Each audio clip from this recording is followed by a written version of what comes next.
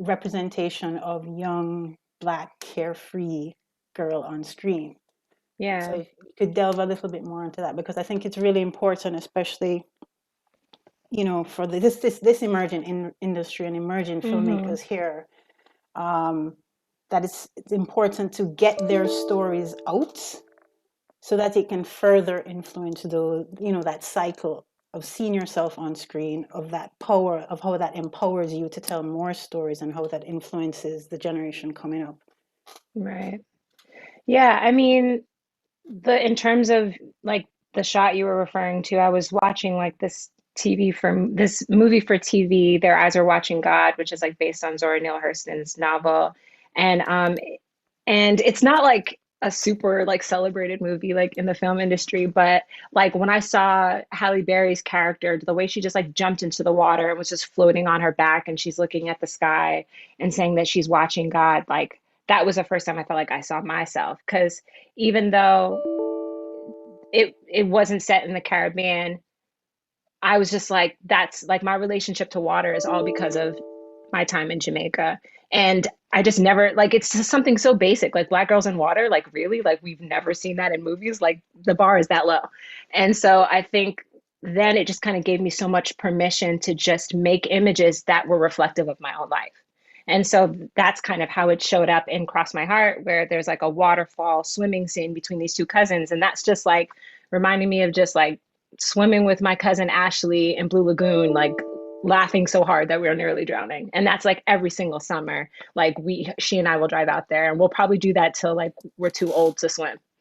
And so it's just like so much of it is just sometimes just seeing something on screen and it validating just a piece of who you are in some way and just kind of being given that permission in that image can just like blow the door open for you to be like, oh yeah, I can totally do that. And with Lynn Ramsey's work, she's like a British American, she's a British woman filmmaker, and I didn't know about her until I went to film school. And they showed it, and while she's white, like she still was portraying like details in a way that I felt were very specific to what I guess people call like the female gaze, just kind of like how a film can be made sometimes when a woman is behind the camera, like what details are paid closer attention to, etc. And she was really that. And she had this short film called Holy Cow that was just about these two sisters. And the way she would just like have like an extreme close up and then pop into like a wide, like an extreme wide of like her and her sister like across this stream, like that cut, that edit, like those two shots being next to each other. Like that's how my brain thinks. Like that's how like I see the life happening around me, like those details. And so it was more just kind of like the psychological impact as well. Like sometimes they don't always look like you, but when you see a filmmaker who's thinking with the camera in a way that you think, like that's also permission as well. And so I think all of those were just kind of various scenes that definitely presented themselves in Cross My Heart for sure. Um, I'm trying to remember what the rest of your question was. No, it was going back to representation and the importance of it, which you've kind of touched on, and I mean, because you've said it in various forms throughout interviews, throughout your career, and one of the powerful statements that you've made is that I've lived this 1,000 times, but I'd never seen it on screen, Yeah. and And and like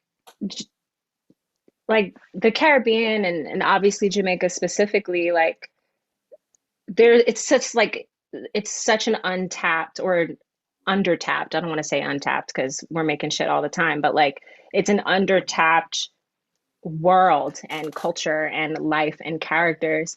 And it's only a matter of time. Like it's happening right now. And I wanted to make Cross My Heart in a way that was like, this is a Jamaican family, but also this is a family that happens to be Jamaican. Like I wanted both to be felt at the same time because while I do think that we have a culture that is specific and rich, it is also something that people should want to watch just as much as they want to watch French films. You know what I mean?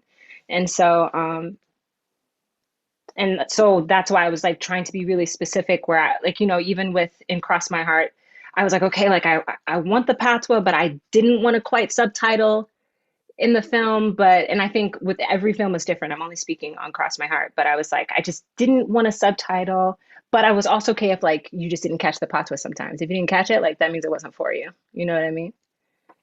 Is there, I mean, isn't, as you mentioned, the subtitling, because that's something that, we often grapple with down here. Should that be a decision? Persons are always trying to look out. If we're pushing our films out there, should we subtitle so that, it attracts this international audience? And um, are we giving them enough credibility in the sense that, are we saying they can't interpret or get the gist of our Mm-hmm. films, even if they Mm-hmm. don't know word for word what it's saying? Because I mean, we watch on our end, because I think growing up, a lot of us were taught to look out and etc. Whereas in North America, etc., it's kind of more Yeah. isolated in perspective.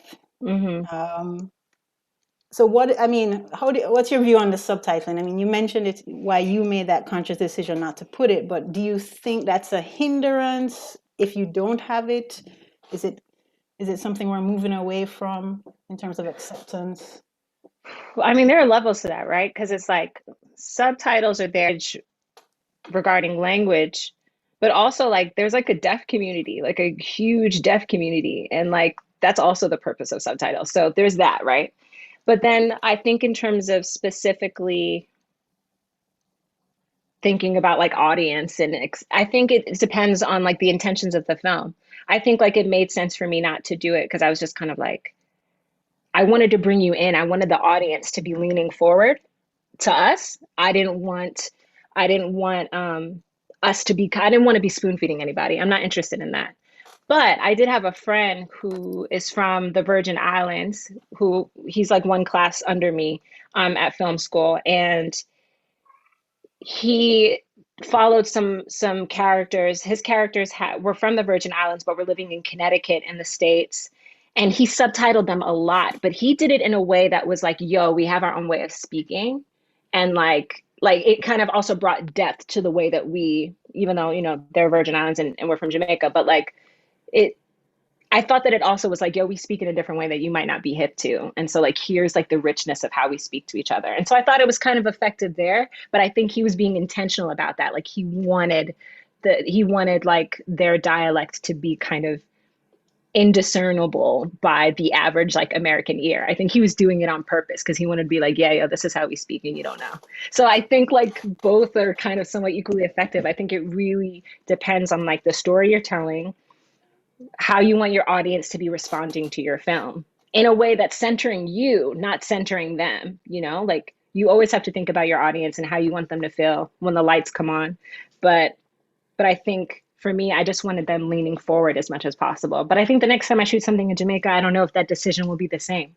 I think I'd have to sit with the material and be like, what's gonna, because I have cousins in St. Elizabeth that I've known for decades, and I'll be like, what did you say?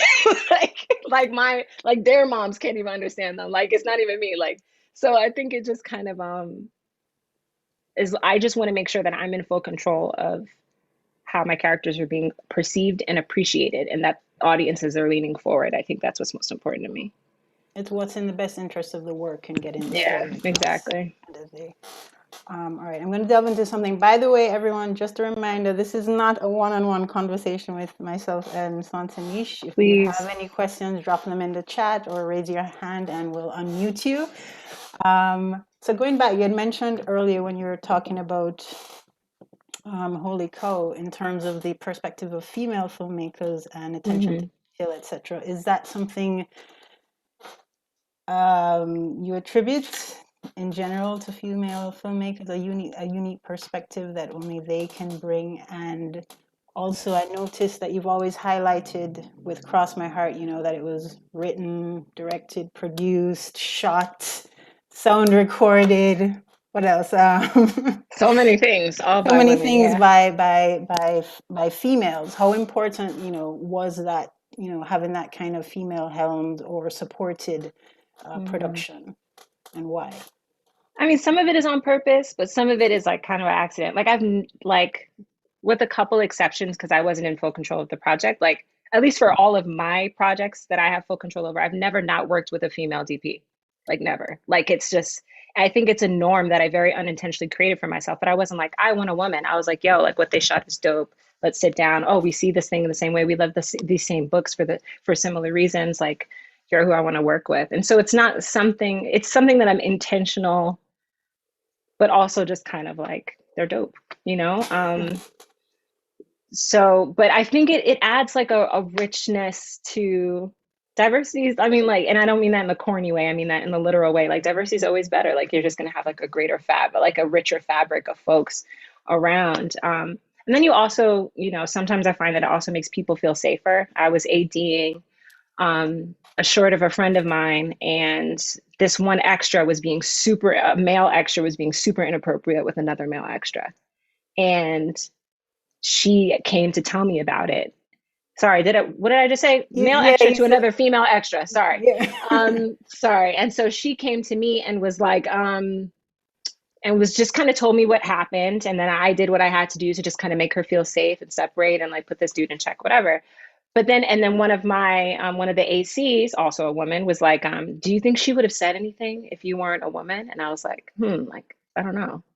It's a big possibility. Like I'm glad that she felt empowered enough to like share that with me. So it's set culture. It's also in terms of the camera, I don't know if I would go as far as to say like men behind the camera look at things like this and work this way, and women do it this way. I think it's more broad than that, in that I do think that when you have something about you that significantly affects how you experience the world, it significantly affects how you see the world, and it's significantly affecting where you put the camera.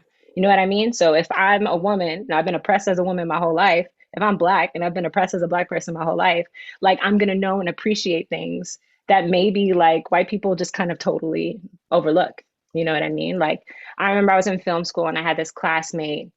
I won't get into like the whole film, but like it was basically, and they were all non-actors, which was beautiful. But like there was like this grandmother who was just kind of watching all her grandkids. And there was this scene where the grandmother was just baking chicken.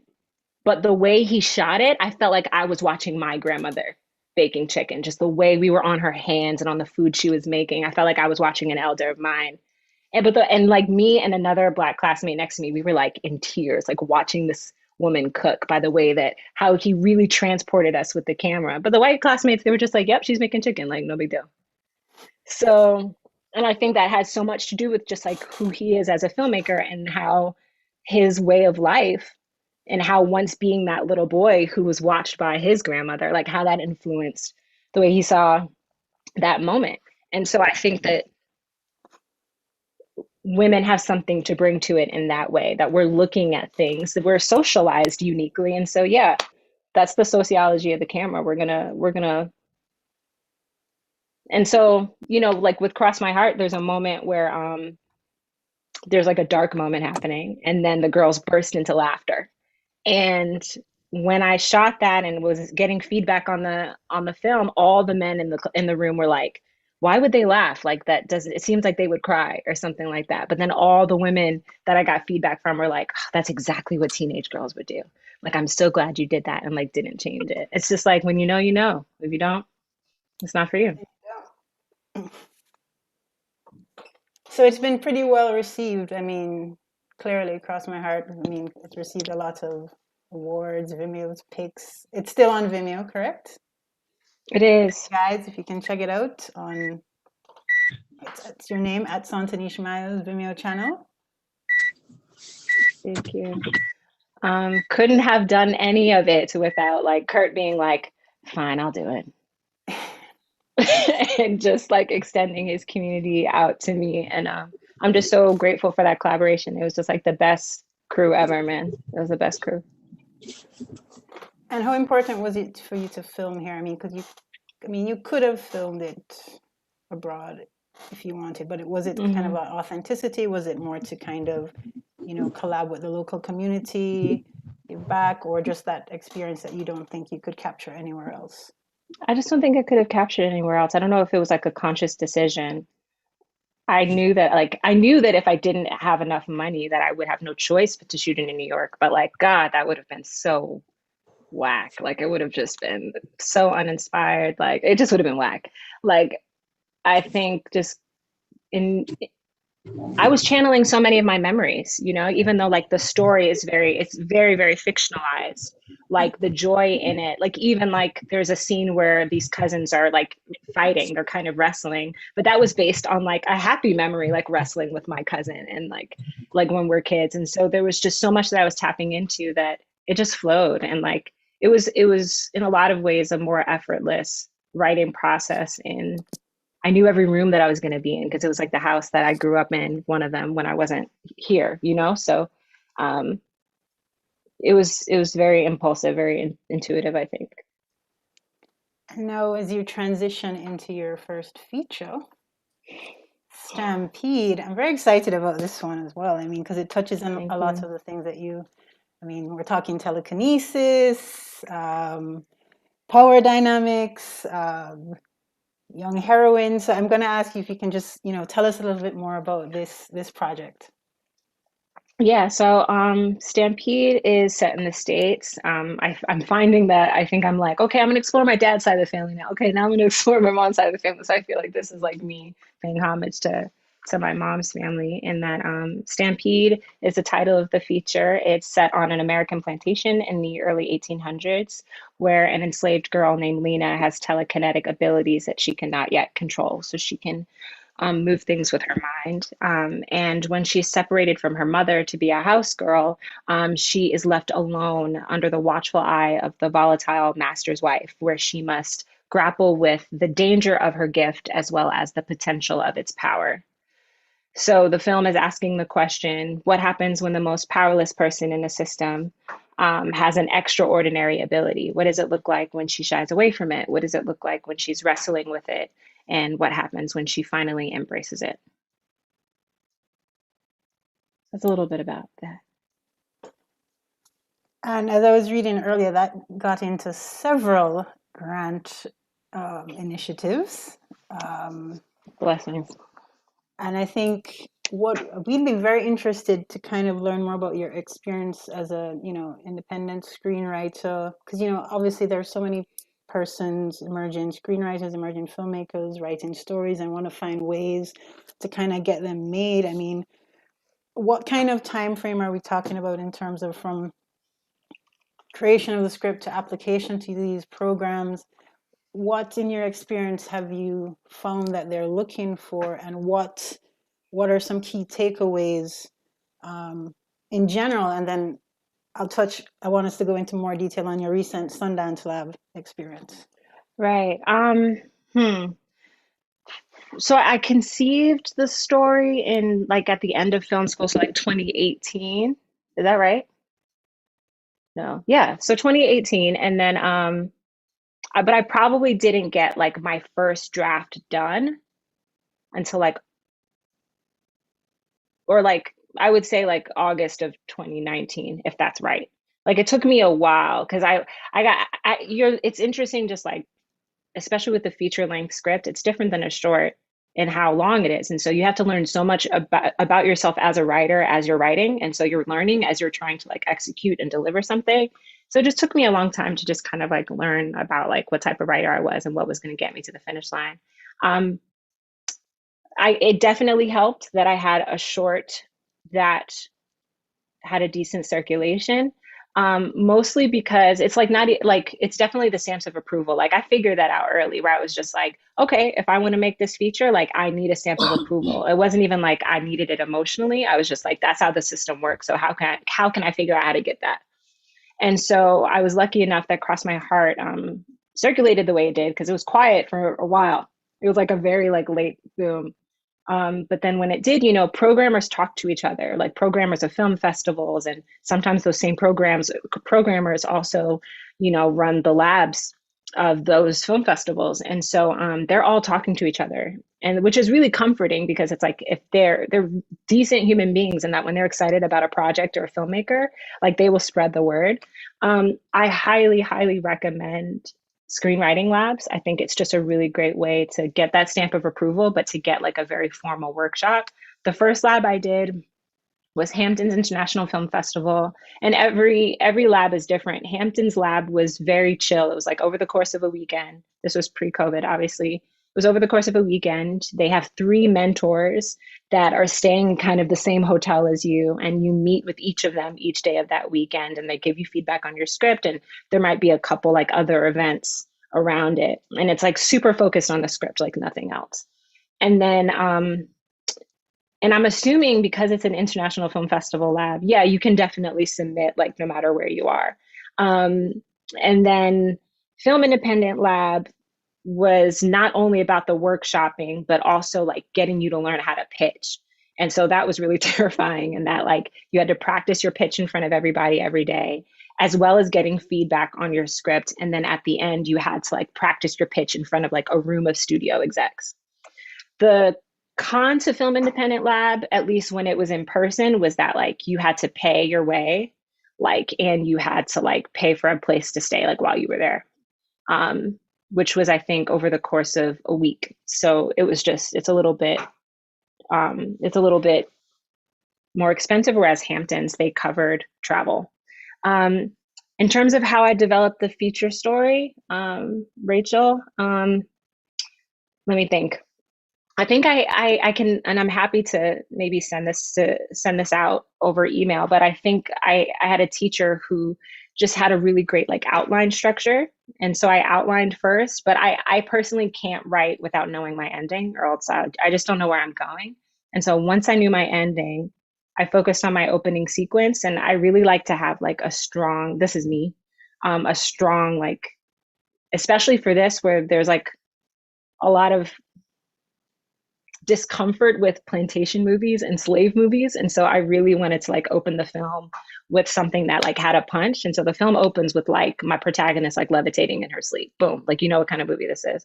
And so I like to have like an opening sequence that excites me, so that I'm still in love with it after I've been writing it for 2 years and like would rather do anything else. So um I like to, once I have my opening, then you know I know, and I have my ending, then I know where I'm going. But it's usually kind of like an outlining process. And then I don't know, gosh, that's such a good question. I have to think more about it. But it's just like, and then I just kind of write and then just keep checking in with myself. But honestly, the first draft is just getting to the end. Like I think it's just kind of like how once now that I have my ending, how do I get here? And then the revision process. No, Act Two is the worst thing ever, Tony. But I'm just talking about the first draft. The first She's draft's job reading is the to chats at exist. the same time, everyone. Sorry, do I sound like super schizophrenic right now? But there's yeah, I think for me the it's just once I know my ending, it's just getting the first draft to exist and just like getting to know these characters and seeing. But again, like I had to learn what type of writer I was. In film school, a lot of times I was trained to write from character, and you have to be able to smell your character and like know who they are. And I was just like, that's not working for me. And I realized, oh, I like to write from world first. I like to write from like just imagine this world and imagine this plot that my protagonist is in, and then I'll get to know my characters along the way. So with each draft they get more and more specific, and usually my protagonist is like the last person to have like the most fullness, because I'm figuring out who they are by figuring out like who's having an impact on them, which is a good thing and a bad thing.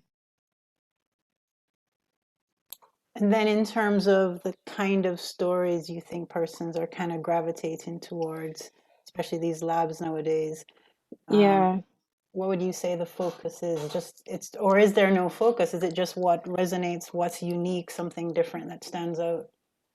I mean it's three things, like I said before, it's just like because you know it's a business, and so these labs also like want to support projects that they think are going to get made. And so they definitely take an extra closer look at filmmakers who have some type of stamp of approval. So there's that.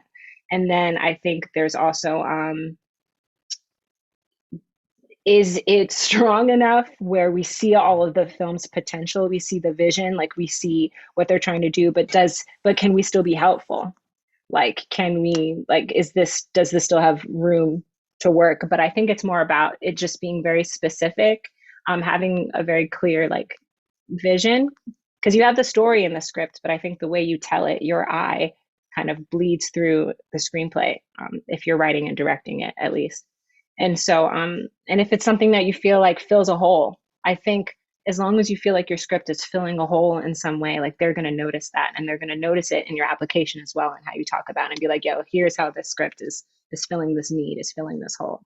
And then I think having really clear comps, which I know can be tricky, but like I'll be like, oh, like this film, it's like Beasts of Southern Wild and like Get Out like together. And they're like, oh, great, I totally understand that now, even though it's not my movie at all. But that like, here, does that help you? So I think like also being able to just speak about your project clearly has so much of a weight on whether or not your script kind of goes to the next level. It's just like, are you articulating your vision and the significance of the project? And that takes me so long. Like I thought I was doing a great job a couple years ago, but now I feel like I'm so much better at it. So it also takes time to learn how to like talk about your project effectively and succinctly. What draft would you say you're at now? 13 2.0? That's probably the real number, but like I take so long before I call something a new draft. Like, so I'm technically on like draft five. I think I got lucky. I went into Hampton's lab with like my first draft. Sundance rejected my first draft years ago, which I should have never submitted. Like, it was not ready. Like, the amount of typos, like disrespectful. I should never have done it. And then the second time I submitted, didn't get in, and then I applied, almost didn't. I applied this year and the script was accepted, to my very, very, very big surprise. Um, Right, you must have been over the moon because I mean, obviously Sundance is like it's one of the pinnacles of film in the film industry screenwriting lab. So please share with us that experience. First of all, what it meant to have been accepted there, and also what was your experience in the lab itself in terms of focus and that kind of network that you were introduced. yeah, I mean, I couldn't believe it. I mean, and again, like I almost didn't apply because I was like, oh, like they're not banging with the script anymore. But I think they were actually just waiting on like a specific type of clarity that I feel like I got this year, because the difference this year was that I had a producer. And so I had somebody to send my scenes to send my draft to push me, to hold me accountable. She helped me revamp my entire pitch. So my pitch now is so much better than it was 2 years ago. So I feel like, which I think showed in the application how clearly I was able to talk about it. So I feel like, and then with this draft, I would say that this draft feels like its most unique version of itself, in that I think past drafts, it felt like Star Wars meets like a slave movie, but I feel like now the science fiction is like super specific, and the rules of the world are super specific to the movie. Like there's a whole history that I have now for like why these powers are the way they are and how they work, that has nothing to do with like anything else we've ever seen. And so I feel like they were waiting for me to figure those things out before inviting me to participate. But yeah, I was I was first given an opportunity to interview, which I was so nervous. Like I was so nervous. And then they followed up and asked if we could have another call. And I was like, okay.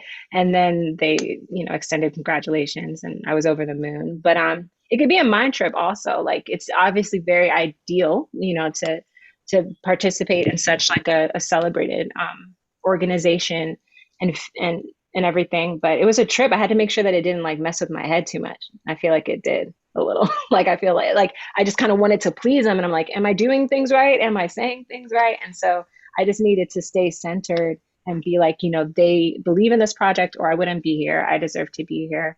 And I experienced the lab virtually, so that was over in January, and it was mixed with, kind of events, virtual screenings, socializing with my cohort, the other folks, the other fellows, and then meeting with my creative advisors. And we met with 5 creative advisors, and we sit down with them and they give feedback on our scripts, sometimes in a big picture way, sometimes like, hey, on this scene, I think this is what needs to happen. I think it depends on what your script needs and, your style, the creative advisor style.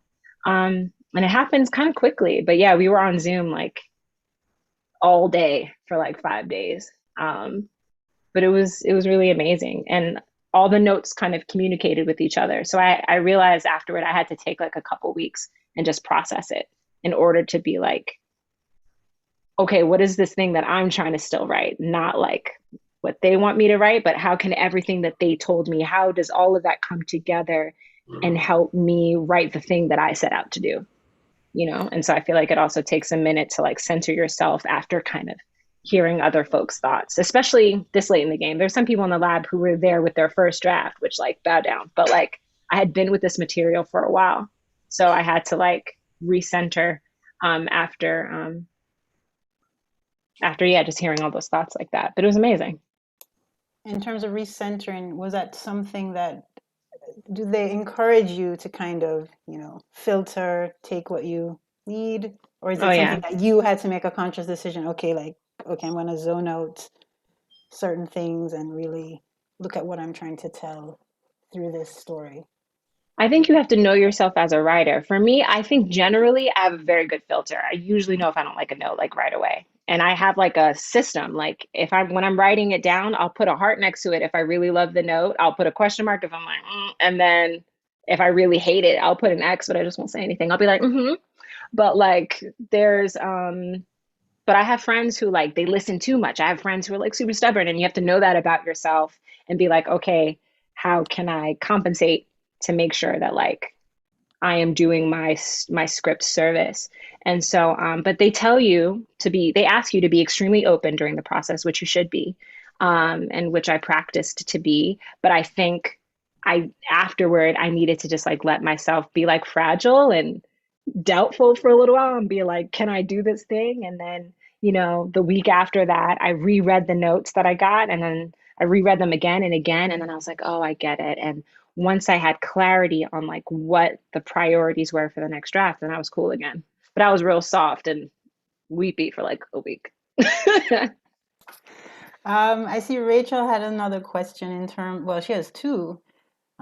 Rachel's an emerging screenwriter here as well. Hi. She said, "When do you feel like a draft is ready?" Although I feel for a writer, it never is truly It's ready. never ready. And where do you find you've tried to push the envelope in terms of accepted rules like structure, reveals, Mm, etc.? that's a really good question. Draft is ready. Ready, I mean, like when I feel like when I can't do anything anymore with I value feedback and workshopping. So like I'm always just trying to get the draft to a point where I can't take it any farther until somebody else gets eyes on it. Um, but yeah, you're writing on this in the scripts, you're writing when you're on set and then you're rewriting in the edit. Like you rewrite this film in like three large chunks.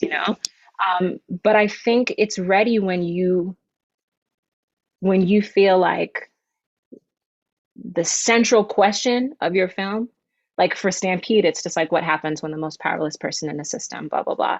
Like when you feel like your central question and the main goals that you set out, like the big, not the small, but like the big whys for why you set out to make those things. If you can identify a couple sequences that are really ticking those off, like it's ready enough. But I'm talking about really where you're really genuinely happy with it.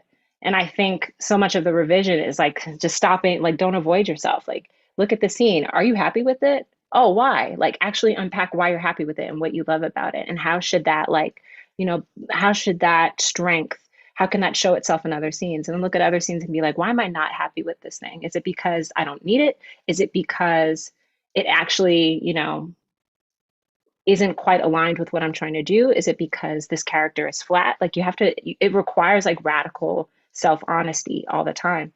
And yeah, sometimes it takes me like 6 months to finally admit, you know what, I don't even like that scene. I never liked that scene. Like, let me actually commit to fixing it or getting rid of it. Um, in terms of pushing the envelope, in terms of accepted rules for like structure, I can answer for myself. I mean, I I tend to be a little classical, but I do like the three act structure and then I like disrupting it. So like sometimes like in my script right now, there's a sequence that really just focuses on the antagonist for a second. Like it's a couple pages. And then I have some people like that'll be like, "Oh, that's a tangent. You don't need that. You need to be in your main character's point of view like at all times." I'm like, "Yeah, that's cool, but like that's Yeah, most of the time for this movie, I should, but I thought it was important and contributed to the feeling that I want to give my audience to spend time with that antagonist for just a minute. And I compromised by being like, okay, the main character can see a little bit of it happen. I'll allow that. And that was a compromise that I made. So I think I highly encourage, and I especially think that like African storytelling and Caribbean storytelling, sometimes it's just not linear. Like linear storytelling is a very Western, like European thing, and we tell stories differently. And I think that that's a whole other conversation in terms of just like what is inherently Caribbean storytelling. Like, what does that look like? What is that structure? Um, and all those things. Um, but I think that it's usually just your heart and your mind. Just like, does your heart and mind want to go there? Like, go there, at least for the early drafts, go there and see, and then, tighten it back up. Well, speaking of three act structures, we'll be shortly moving to our second act in this series. But no, Santanish, like honestly, we probably should even have a separate session later on, maybe on a set I, life. But I there's would, definitely I so would love much to to. go into. Which I mean, screenwriting on its own is just a very involved topic, and just Yeah. learning and delving into all the different facets there. Tell me something. Is Stampede going to be shot in JA? Any plans there, or I wish, too soon to man. tell? I Fingers wish, crossed. man. No. This is probably going to be shot in the States, especially with COVID. It's just like, I think we're just trying to like contain everything. But the next project, actually, the next two projects, I want to shoot in Jamaica. So, on top of anything else that hopefully might come my way. But this one is probably going to be shot in the States, unfortunately. Okay. I'm gonna let me see. Cylindia Goodchild just came in. She asked a quick question. I'm gonna just, how do you transition from writing shorts to writing speeches, and how do you decide or know which story idea of yours will make it into the script? I think you touched a little on the latter. So if you could just touch briefly on the Yeah. transition from writing shorts to writing features. I think just paying attention to what you're paying attention to. I think it's really important to have some type of like personal writing practice, like jotting down. You should like I have a notebook that's just for ideas. Um, I think just like finding a way to archive. Like whenever I really, really love a photograph, like on Tumblr or on Instagram, I screenshot it because I'm like, why do I love that? And like, or does that inspire like a film that I want to make? Like, is that a reference still that I could use in some lookbook later? Like, I think you have to kind of be a constant archivist of yourself. And like when you come up with ideas for films, like sit with it for a minute, maybe even run it past a couple folks. And if it stays with you for a while, or if you see people's eyes light up, like maybe that's the one that you should kind of follow through with. With this project, I was just like, it was during a time where like Trump was in the conversation politically and everybody was surprised and I was like, but why are you surprised? And so I was thinking about all the original sins of the United States, like slavery and genocide. But I also just like really wanted to start doing science fiction. And I figured out from Cross My Heart that, oh, like I just want to tell stories that are kind of still quiet, but still like these heroes' journeys of like Black girls saving each other. Like I just want to tell 1,000 stories about Black girls saving each other. And I could just do that forever. And so I I think like so Stampede ended up being a combination of that. Where I just wanted to investigate the enslavement period, but still tell like this epic science fiction type story that I'm dying to make again and again. But I think it really just starts with just keeping track of your ideas and keeping track of yourself and what sparks you. Hopefully that answers the question. I think it did, and I think you just, as you said, you came full circle from where we began. Because when we introduced you, we talked about the type of stories that you like to tell, in terms of and the genres that you like to cross. And here you have Stampede, as you said, which is a combination of so many different things. The young heroine, again, the power dynamics, the different genres with fantasy and sci-fi, etc. So I'm really looking forward Thank you to for having seeing me. that come to fruition, and I'm sure the rest of our quiet participants, but believe me, they're very engaged. They're listening intently. Um, so yeah, thank you so much, Santanish, and we're Thank looking you for forward having to me. seeing I you really continue appreciate to it. progress. Thank you. And thank you for your thoughtful questions. I really appreciate you. Yes, and please, please feel free to continue to stay on for the rest of the session from your power room, your power My office. parents' room. It's my parents' room. I'm powerless. So, okay, watch this, guys. So we're gonna switch it up right now to our second special guest, who is Yannick Reed. Yannick, Blessings, everybody. where are you at? There you are. There you are. I was I'm trying to do here. the melody, but it didn't quite work out. I was trying to segue into the switch it up there. No worries. But No worries. I won't fall back on that. So let me introduce Yannick Reed, who is a Jamaican-born visual artist that specializes in a variety of digital mediums, mainly graphic design and digital illustration, photography, videography. Yannick is currently the creative director for Jamaican reggae artist Protege, but also freelances and works with a variety of clients interested in all encompassing design and an individual who is knowledgeable in multiple steps of execution. Of course, Yannick, you're also a cinematographer. hmm Um, dare I say, a creative visionary in the Wow. musical world, especially. Um, so, I mean, I think it's a short bio, but I mean, definitely your work transcends different genres. You, of course, have directed multiple music videos. You directed what was one of the theme songs for last year and apparently going into this year, which is Coffee's Lockdown hmm Chorus, which we've been chanting throughout. And you have been the brainchild of a lot of the recent surge in local visualizers in music video content, so which we're very excited to hear about as well. And also, guys, a very humble and all-round great guy. And I just met him one-on-one today, and I've already picked that up. So, Oh, welcome, Yannick. Thanks for coming on board and joining us today, for sure. yo, bless up, everybody. I'm really happy to be here. Thank you so much for the warm welcome. I really, really appreciate it. Bless up to everybody who's in the chat, who took the time out. Really appreciate you guys taking the time. Santinish, your presentation was awesome. I learned so much, and I'm looking forward to hearing from Nadine as well.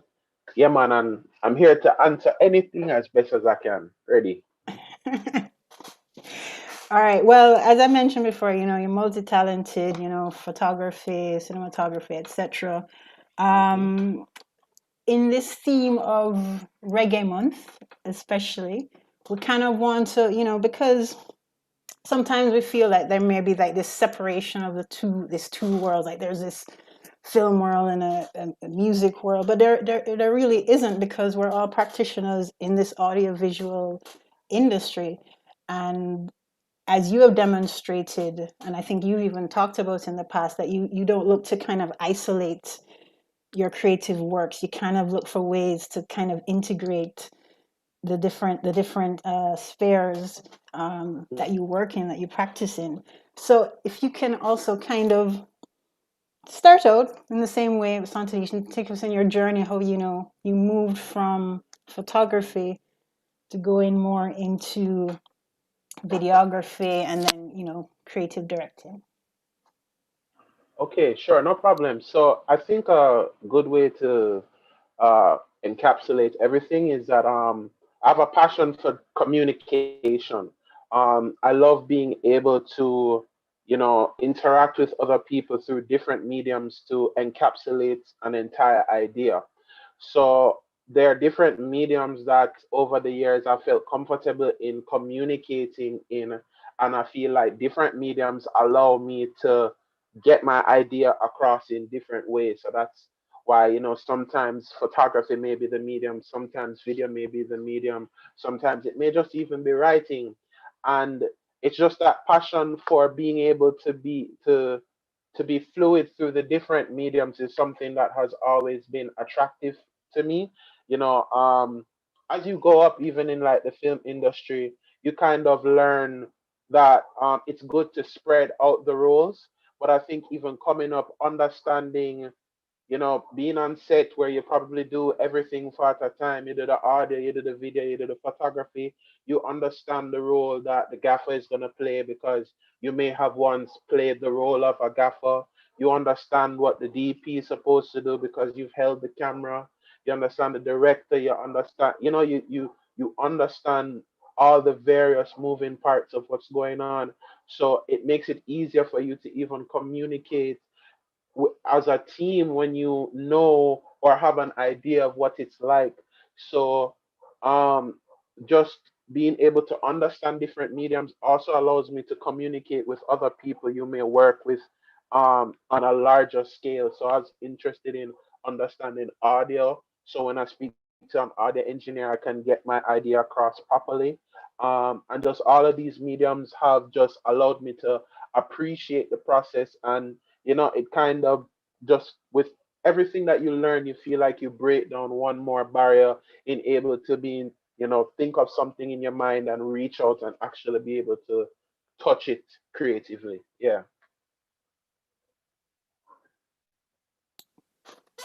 And in terms of what touches you creatively, in terms of what inspires you, because I mean, I know you are also as you said, you're influenced.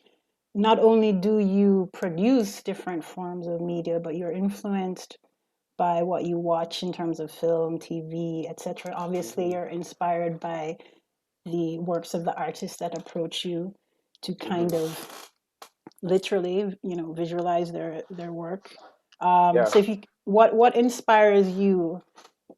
Um, well, you can start with maybe any film and TV, and then move into in terms of your work in the music video genre. And again, I'm just highlighting this. I'm not creating a barrier or blocking you into any one compartment. I'm just touching on that part.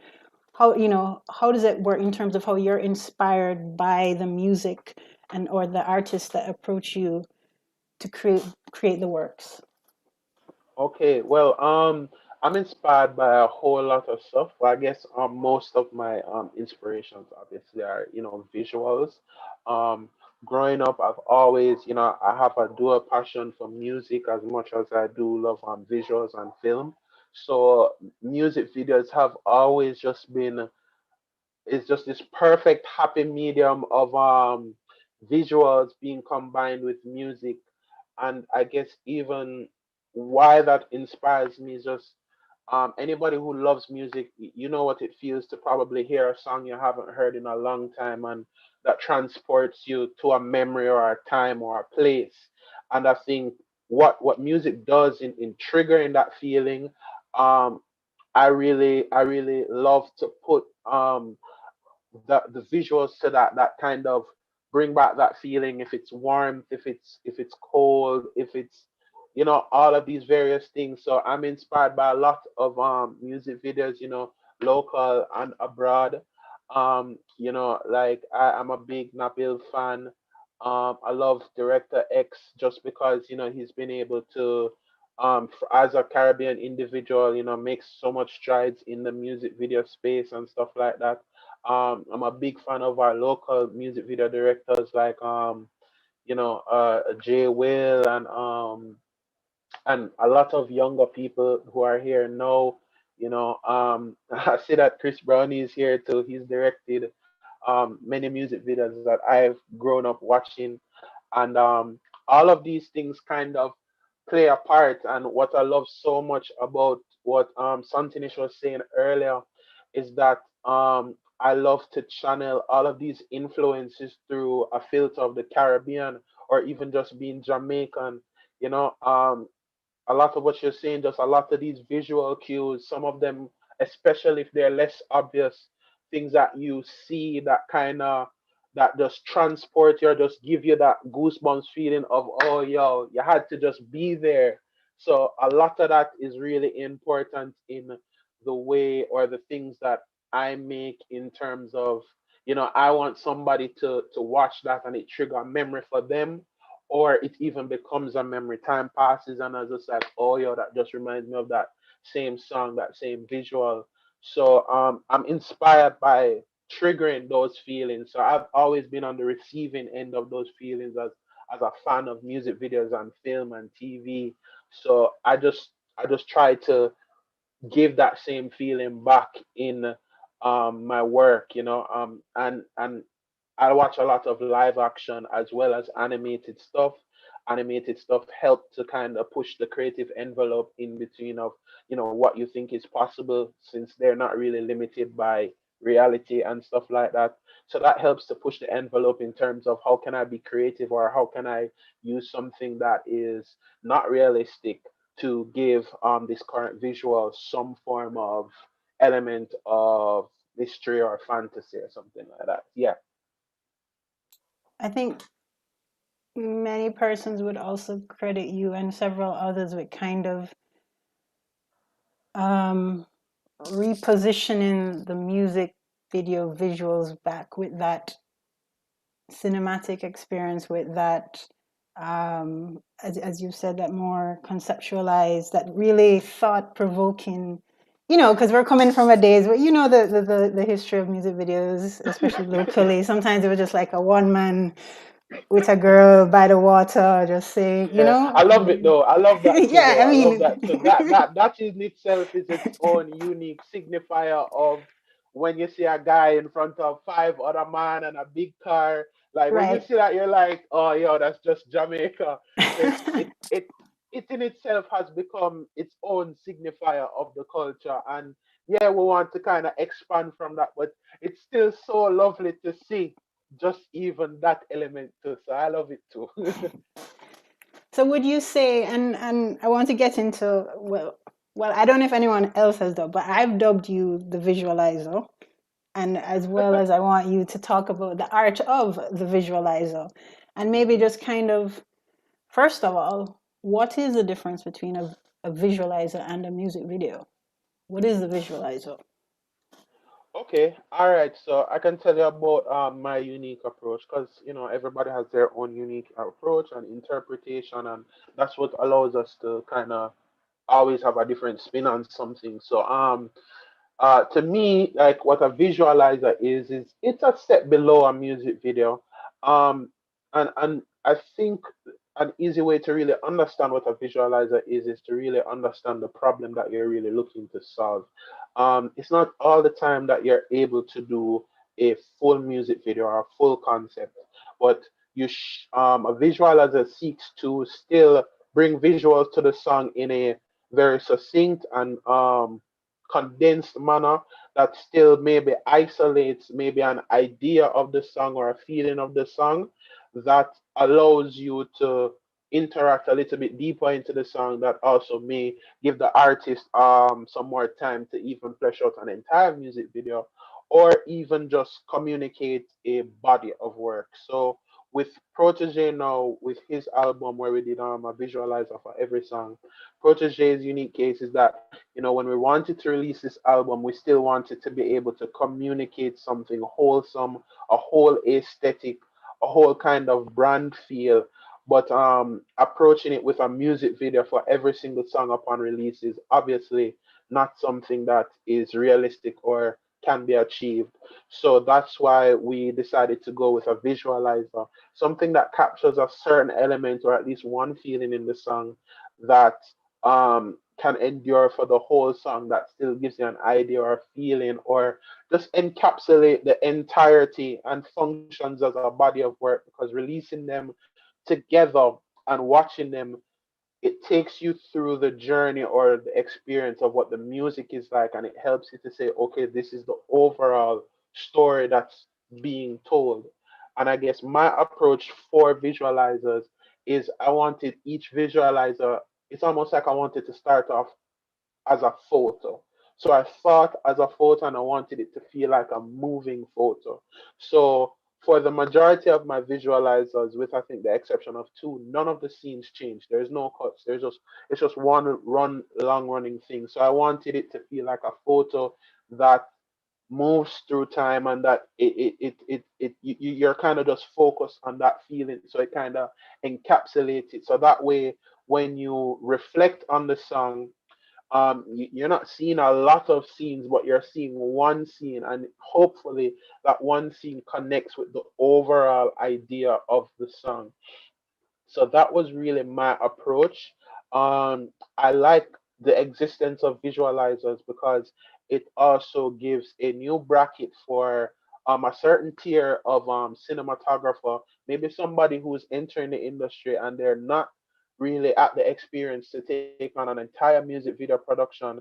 They have the room to maybe get their feet wet or learn with a visualizer with a smaller budget, and a the same work or preparation that can go into a visualizer can be scaled up to be a music video. So I think it allows expansion for even the economy and the industry for persons learning and wanting to gain experience to have an opportunity that's not as high stakes. Maybe not everybody may take on the approach of a visualizer like me, because I've seen visualizers that have more than one scenes. I think some people kind of use visualizers as like a safe space to communicate to people that it's not really a music video, but we're doing something. And I think that's fine because, you still want the opportunity to express yourself, experiment without having official music video put up there, and, you know, just the anxiety of it. So that was my overall approach. Um, if anybody's like curious about a specific visualizer, or even like anything else to expand about visualizers, I can offer some more clarity. Hear that, guys? An opportunity, drop it in the chat or just unmute and ask. I have a Hmm. question. Sure. Um, so when you talk about the visualizers, but you mentioned something a while ago about doing a visualizer for every song that Uh-huh. Protege had out at the time, like on that specific album. Whether it's a low budget thing or not, how you manage to do that? Okay, Like, that's a great question. yeah, That's talking a about every really good song one. and having to the budget, the time, all of that stuff, it's still going to add up. So just how do you manage to wrangle that? Okay, that's a really good question. Really, really good. And I don't mind being even transparent about even costs, because I want people to benefit as much as possible. So we did every visualizer with a budget of 1,500 US dollars. So that's a constraint upfront. Some of the benefits that we have is that our team already has equipment, like we have a black magic camera, so we have some equipment up front, so that takes away from rental. And because I work with Protege on a long-term basis where I'm on retainer, I don't have to dip into that 1,500 budget. So that's like a first thing up front. um on top of it, I guess my approach, even as a filmmaker, music video person, is I try to start with a simple concept or a simple idea that I'm sure I can execute, and then I add furnishes from there. I think that makes it easier than starting with this grand idea and then stripping it down, where maybe in the process of it being translated downwards, it doesn't come across very well. But I know if I start with something simple, like I know, okay, if I do this, I can pull it off 100%, and then let's just move like 15% or 20% just over that, and we can do it well.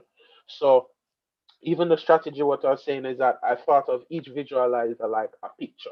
So the base idea is this frame should be entertaining or interesting enough to endure the entirety of the song, which is usually 3 minutes.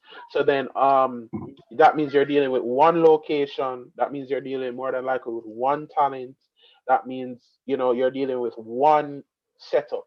So that reduces production costs down a whole lot, where with my approach. So that is just like keeping it really, really simple and then furnishing from there. One of the visualizers, I guess the first visualizer that we did, which gave me the confidence to kind of try and do everything, is for a song called A Vibe, which is really just me pointing the camera upwards to kind of just capture Protege in like this sky. So it has this feeling like a flow. It's a song about, you know, smoking weed. So I said, all right, let's get the feeling of him being in the clouds, and it was a great day where you can see the clouds and the color behind him. We do that song instead of just making him perform that song in real time. I make him perform the song at 2 times the speed, and then in the edit, I half the speed so that it syncs back up with the song. So his movements is really slow while still being in sync with the song. So then that's where you kind of just start with like a simple idea, and then there's a slightly technical aspect of slowing it down that makes it, you know, a little bit more special. So when you're watching it, you're like, oh man, I get the feeling of just, this is the feeling of being high.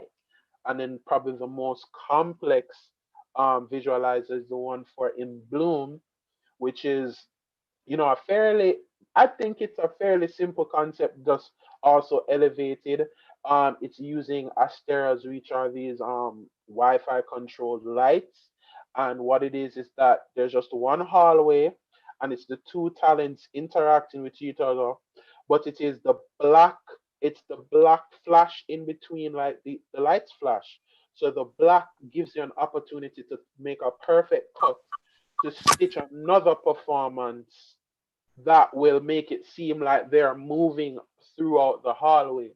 So if you can see, these are all, and in the edit, the simple thing that one, that concept allows for a lot of interest or whatever. But a subtle thing that I add to make it interesting is that I rotate the canvas going in, just to kind of get like that reference from maybe Inception, that kind of gives you that a little esoteric feel.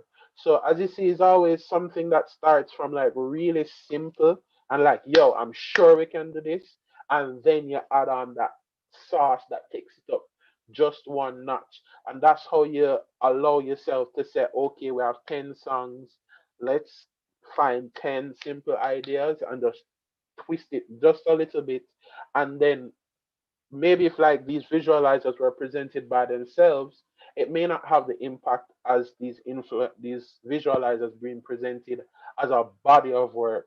So you can kind of experience it in a larger gamut. So even though they're simple, when you experience them together, it kind of gives you a little bit more of a vibe. So I hope that offers some insight into how we did that. Yeah, man, absolutely. Thank you. It's a great You're answer. welcome. I think we have a Kobe Bryan who had a question. Sure. Kobe, you had your Um, hand raised?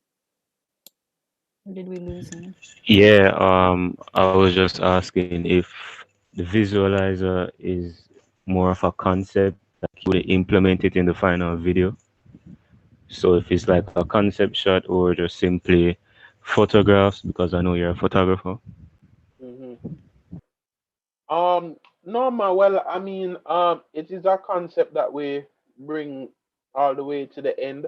Um, and these concepts don't necessarily affect whatever is to happen if an actual music video there is made. You know, it's my idea, and whoever we may engage to do a music video in full, they're free to start from scratch or do something different, and that offers people two visuals that operate independently from each other, that communicate different ideas or different feelings from the same song. I'm just putting a link to some of them in the chat. So you guys can Okay. check Oh out yeah. his body of work. Awesome.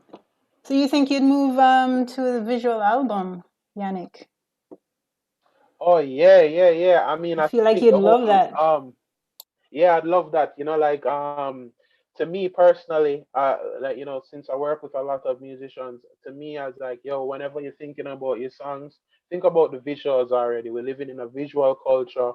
To me, a song isn't finished without a video. And I mean, a lot of people, you know, if they hear your song, people are already the next question is, yo, this need a video. So to me, if you believe in your song as well, is that you should always be even thinking about the visual or what you'd like to do for a video. So I think, you know, audio is one thing, and audio is great. There's nothing lacking about audio. But if you can engage people on two senses at the same time, you have the opportunity to develop a connection that is just so much deeper, that you give someone a visual reference to say, oh man, yo, just those shots from Welcome to Jamrock when he's walking through the community is something that it doesn't exist in the audio experience. But when you put that there in the visual experience, it just gives you so much more to just connect with the song. Like I can't think about Vibes Cartel Emergency without even seeing that music video. And then there's that actor guy, I don't remember his name, from Royal Palm Estate, who plays the bad guy in that music video, and he's just so iconic. And like when I hear that song, I even just think about him. So these are just ways that we have an opportunity to just add to our visual landscape and our visual repository as Jamaicans, even in just like a small condensed form. Yeah. As you speak about connection, and Johan, I see your hand up, so I'll take you shortly. As you speak about connection, and I know you said you're freelance as well, although you're mainly in Protos or the Indignation camp. Mm-hmm. Is it just if someone can someone just approach you and say, I want you to work with them? Do you have to feel a connection to the project as with anyone taking on a project, or do you work with anyone who comes to you or approaches you to kind of build out something that you can feel comfortable with, that you can connect with? Yeah, personally, I have to vibe with it. I'm not gonna lie.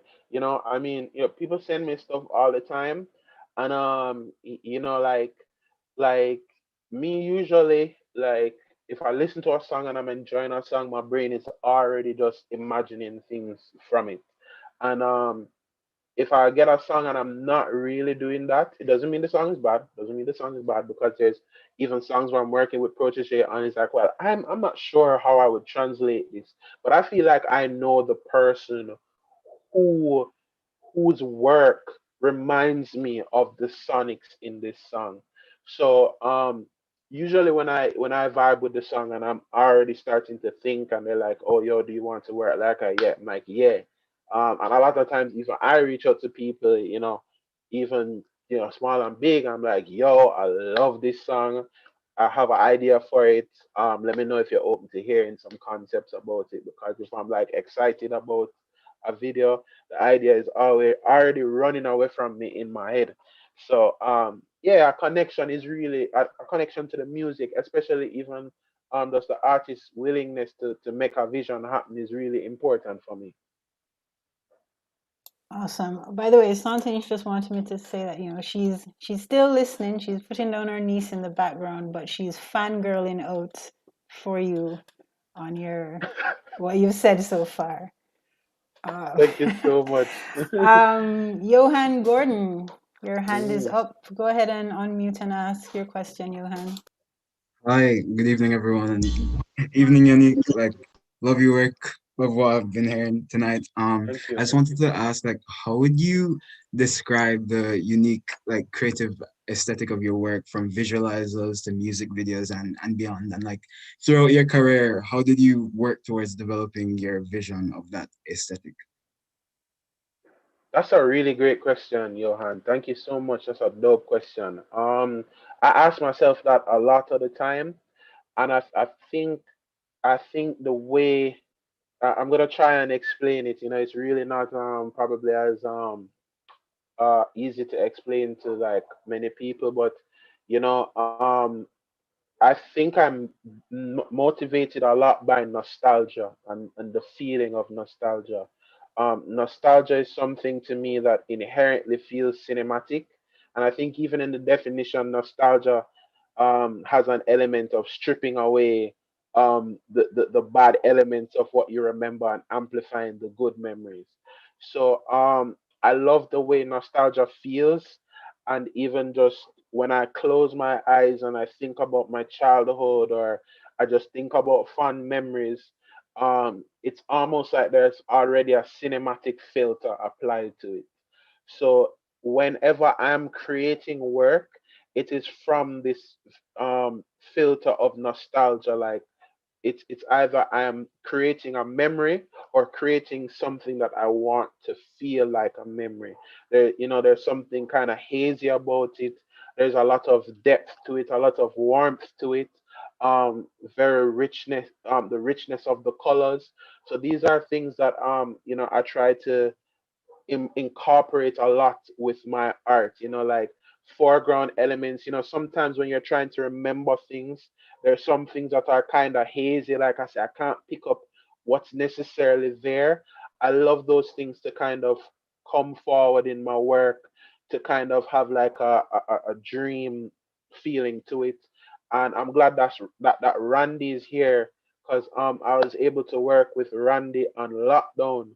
And I think it's amazing because Randy's a DP, so I didn't shoot that, but I feel like Randy captured exactly, like, probably he shot it better than how I would have shot it, but he was very good at shooting exactly how I felt it in my head. There are just certain elements, like Coffee just driving her car, the slight view of the trees over her head going through the country, the focus on details, on like hands, and like even just the way the camera moves. Sometimes you may dip in and out of focus. A lot of making use of foreground elements and depth. These are things that play with just overall depth of field, so that things are in focus, things aren't in focus. And I think, what I really love about that video is that it feels like a warm memory, especially the fact that we're all cooped up inside. That video captures the feeling of a warm memory of what it used to be outside, to just go to the coast and just be carefree. So I think that's like a really good example of what I try to really achieve with the work and the storytelling and stuff like that. Awesome. Chanel? Hi. Hello, Yannick. Hi Shania, what's up? What's up? Fine. Hi, guys. Hi, everybody. Good night. So, I've been a fan of your work from a long time. Even when there was NNG parties, everything, like we've seen each other around. You're friends with Kai. So, I'm a little familiar with your work, and not a Hmm. little, a big familiar with your work. And one of the things that kind of like grabbed my eyes from long before was the fact that I knew that you were working with Protege for a good little while, and that meant a lot of traveling. And I really love yes, LNG. I really love your photography. I think your photography is really good. And I saw Hillary mention how well you express yourself through emotions, and I think that comes across really well in your work. What I wanted to ask is, what was that like when you were traveling? I mean, everybody, I'm not a big fan of traveling, if I'm being honest. It doesn't inspire me, whatever. But, maybe it inspires you. I don't want to live out of a luggage. I don't care to go on the plane. It's not for me. But you traveled a lot with Protege and just other persons, and you were able to see a lot of different culture, architecture, etc. How has that helped to mold your creativity and just overall just kind of mold Yannick?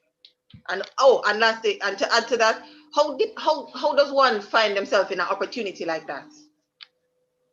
That's a really good question. I'll answer the second part of your question first. Okay. I think there's a lot to be said about going or trying to place yourself where you want to be. Sometimes you may not know how to get there, but I think like I never really knew that there was really an opportunity to play the role that I have today, when I was in school. I knew I had a passion for documentation. I know I love Jamaican culture. I love music, and I love communicating.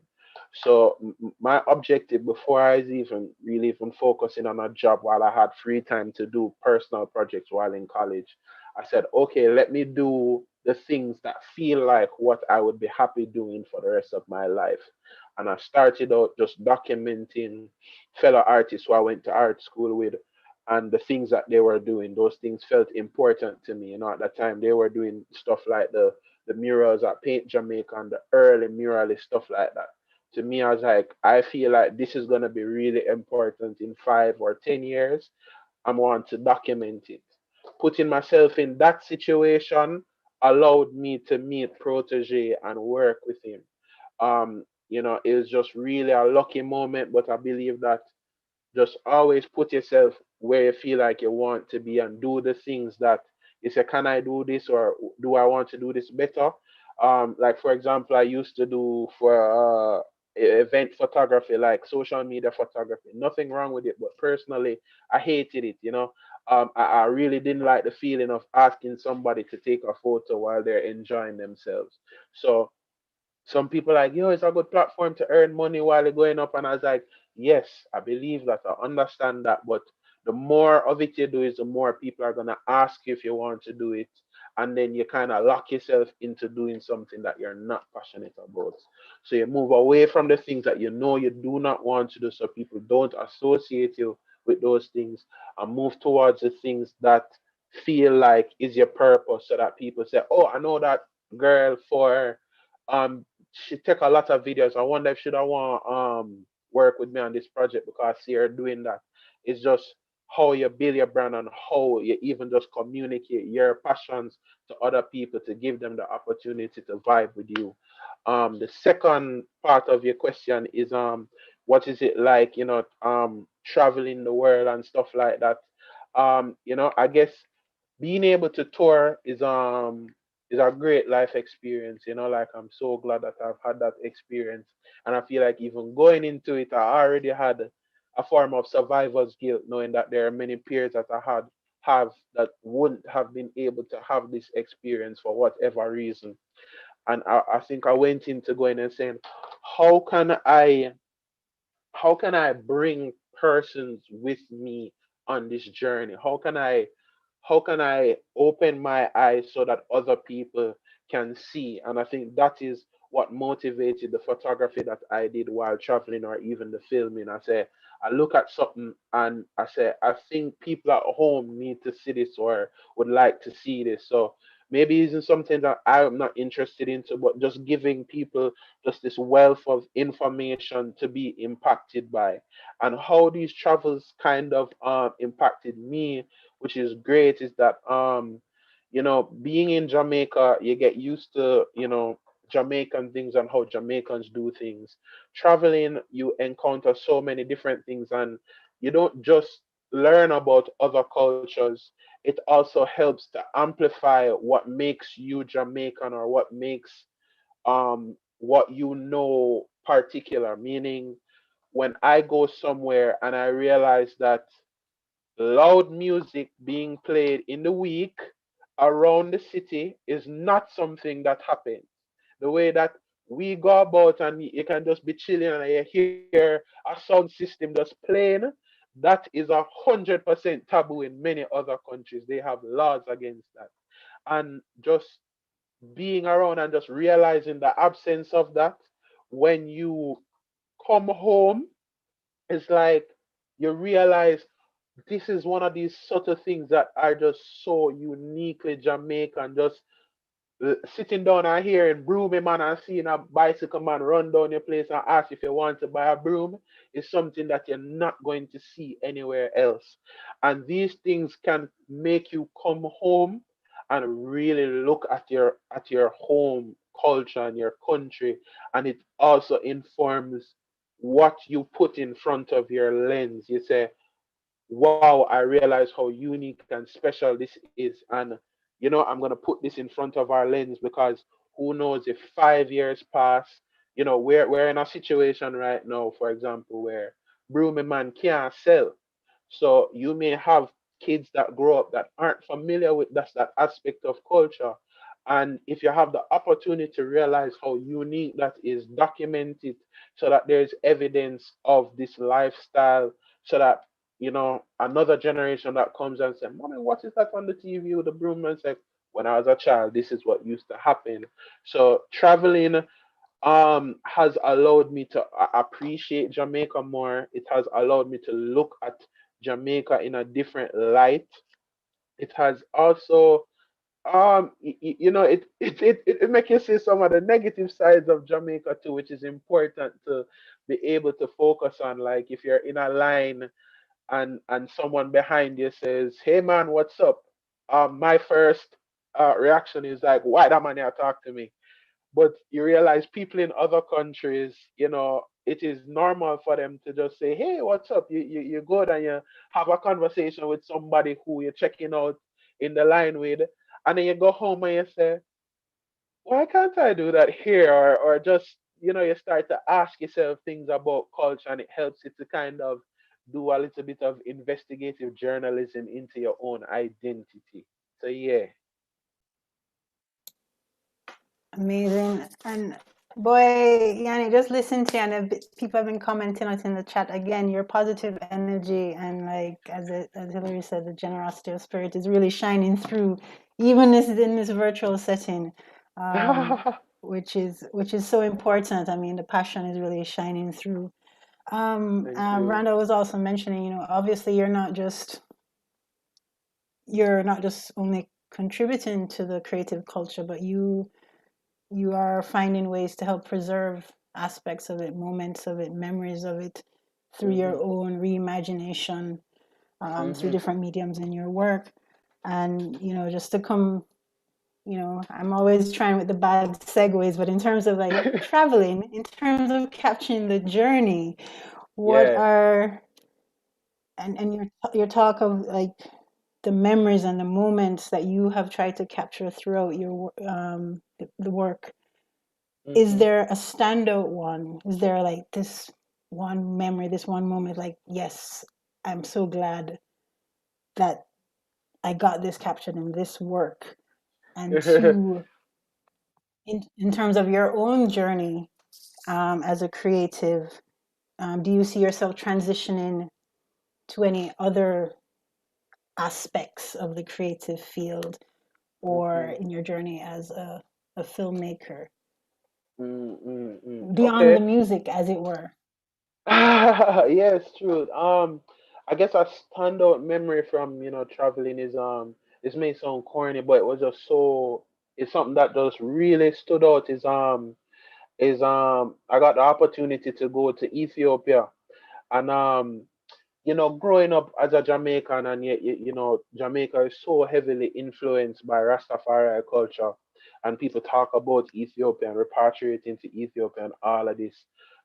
Getting to be face to face with this motherland that you've been hearing about from your child is just something. It's just so interesting, endlessly interesting. Um, it's interesting to travel to another country where the majority of people there look like you. It's your skin color. Their history is so rich. You get to interface with Selassie not as a godhead like in Jamaica, but an actual political figure, and understanding the stories of just the story of how people view him there. And it's a very different lens from how people view things here. um on top of it, Ethiopians are just there is the most regal set of people I've ever met in my life. It's really hard to explain. Is a set of people that they have so much pride, no matter what level they're on. Even the children who beg money, they carry themselves in such a way that is it's so humbling and inspiring. And it's honestly, it was just awe-inspiring. I know there's one thing that I saw in Ethiopia, and it just drew such this huge parallel for me to Jamaica. Is that I was driving, and I saw this long line along a sidewalk, and we're driving slowly, and I was anticipating to see what was at the end of this line. At the end of this line was just a bus stop. Is that everybody was in this orderly line for waiting for the bus. And one thing I noticed is that anybody elderly was ushered to the front, and there were no police officials or anybody doing this. And I said, "Wow!" I was just like, I can never see something like that in Jamaica, and just seeing the level of independent discipline was is honestly so inspiring. And that whole experience, trust me, it really impacted me, of how I changed life. The irony is that I love city and the city and the metropolises and stuff like that, but going to Ethiopia was just really something that allowed me to see, okay, these are how black people are living on the motherland, and this is how we live at home, and draw these interesting parallels. The second one is going to China, which literally felt like going to another planet. I won't spend too long just to give like time for other people to speak, but that felt like being on a completely different planet, and the opportunity that I got to do with those unique two places is that I got to document those journeys through like video logs, vlogs, and I love watching them over and stuff, and like it always helps me to recent and re-inspire me as to what I'm interested in and why I did this. But China, I went to Beijing, which is there are certain areas in Beijing where people with black skin is like not familiar. So I remember I was there, and a monk came up to me, and he did this. He was like, and I was like, no, it don't grow. And he was just in shock. He was in shock. And the funny thing is, I got to capture all of these things on camera, and I can watch them over. And trust me, China is just a different world. They drink hot soda for breakfast. It's very, very different. And the takeaway from going there is that the process to how you do everything is something that you've learned. And it's not, you may learn a process. It's not necessarily the process or the process that you have to use to achieve something. There are a set of people who have developed an entire different process to their entire lifestyle, to how they do things, that is completely different from theirs. So there's always an opportunity to break away from what you know as the norm to do something different. Like everything that you know and think is how things to be done, there are people who are doing it completely opposite. So don't be afraid to break rules and start from scratch. And I guess I won't be young forever. So I guess if I was to transition out of being able to make visuals of my own, it would be great to just be able to probably um join my friends probably in the side of the producer, or maybe the AD, help some younger people coming up with some more visions, and help to probably try and connect the dots of like experience and how to get them to create visuals. Because I try to galvanize everybody around me to document, play a part in capturing the rich history of where you are, and the history of what is going to be from like yourself, your own unique story. Let there be a wealth of these things for the next generation to have access to understand who we are as a people, who you are as a person, and what you leave on this planet. So I try to inspire everybody around me to do that. So I'll continue to try and help people to do things like that as I get older.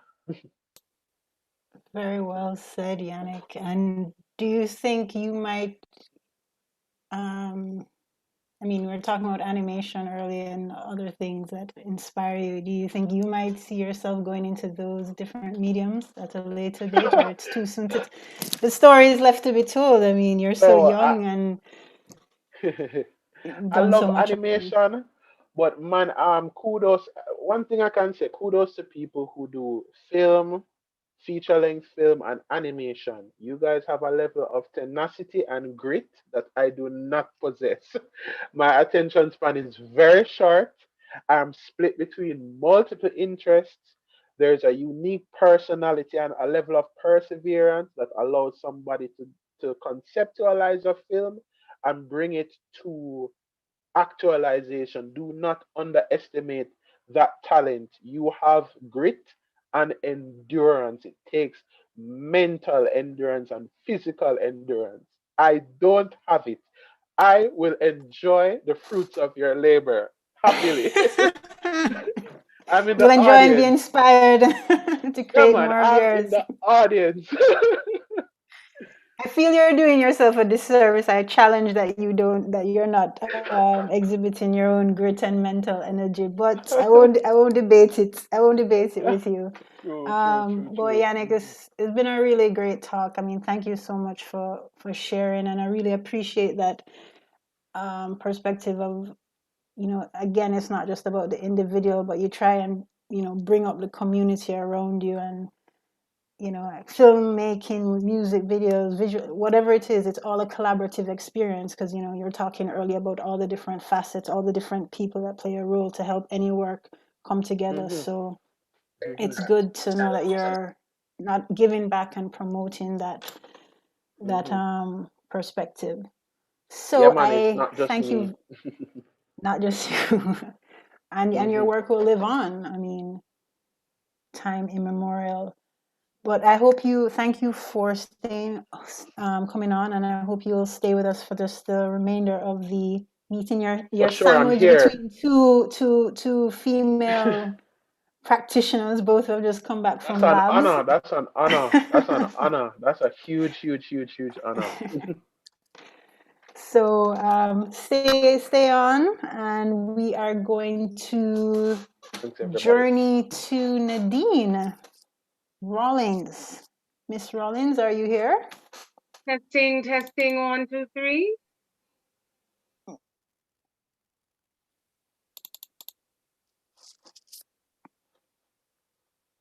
There you are. There you are. Testing, testing, 1, 2, Hi, 3. Nadine. Hi. Hi, Nadine. Are those the Rotterdam Lions in the background? Okay. You're Yes, sharing the they full came in the experience with mail. us. Yeah, they Okay, came in the okay. mail a week ago. Got you, got you. Well, welcome. Thank you you are the third in the Three the Hard Way series that we have tonight, the triple threats. We just finished with Yannick. I hope you're able to catch him Oh, and so inspiring. So inspiring. Thank you so much, my brother. I was like totally moved. Thank you so much. Very inspiring. we were talking earlier. I mean, again, like, creatives, you can't really be boxed into any one thing. I mean, Santanish, Yannick, they all have a diversity in terms of the crafts, the different crafts that they practice, and you too. Have been coming from your journey started from varying creative backgrounds. So I'm just going to reel it off. Nadine Rollins' journey as a practitioner started in professional theatre with the Jamaica National Pantomime.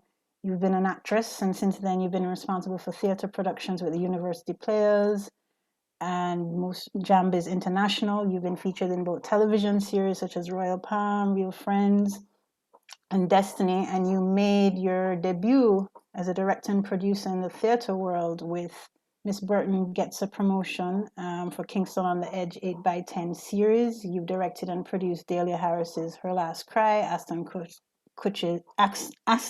Country Duppy, and Carl Williams' The Black That I Am, that won the Actor Boy Award for Best Review. You are the founder of Raw Management, a talent management agency and production company. And you produced and co-directed your first short film, Trayton, written by Latae Williams in 2020, which was screened at the Trinidad and Tobago Film Festival, the Bahamas International Film Festival. And with over 20 years of experience, you have in the creative industry, you passionately believe in developing and promoting talent through advancement and international exposure.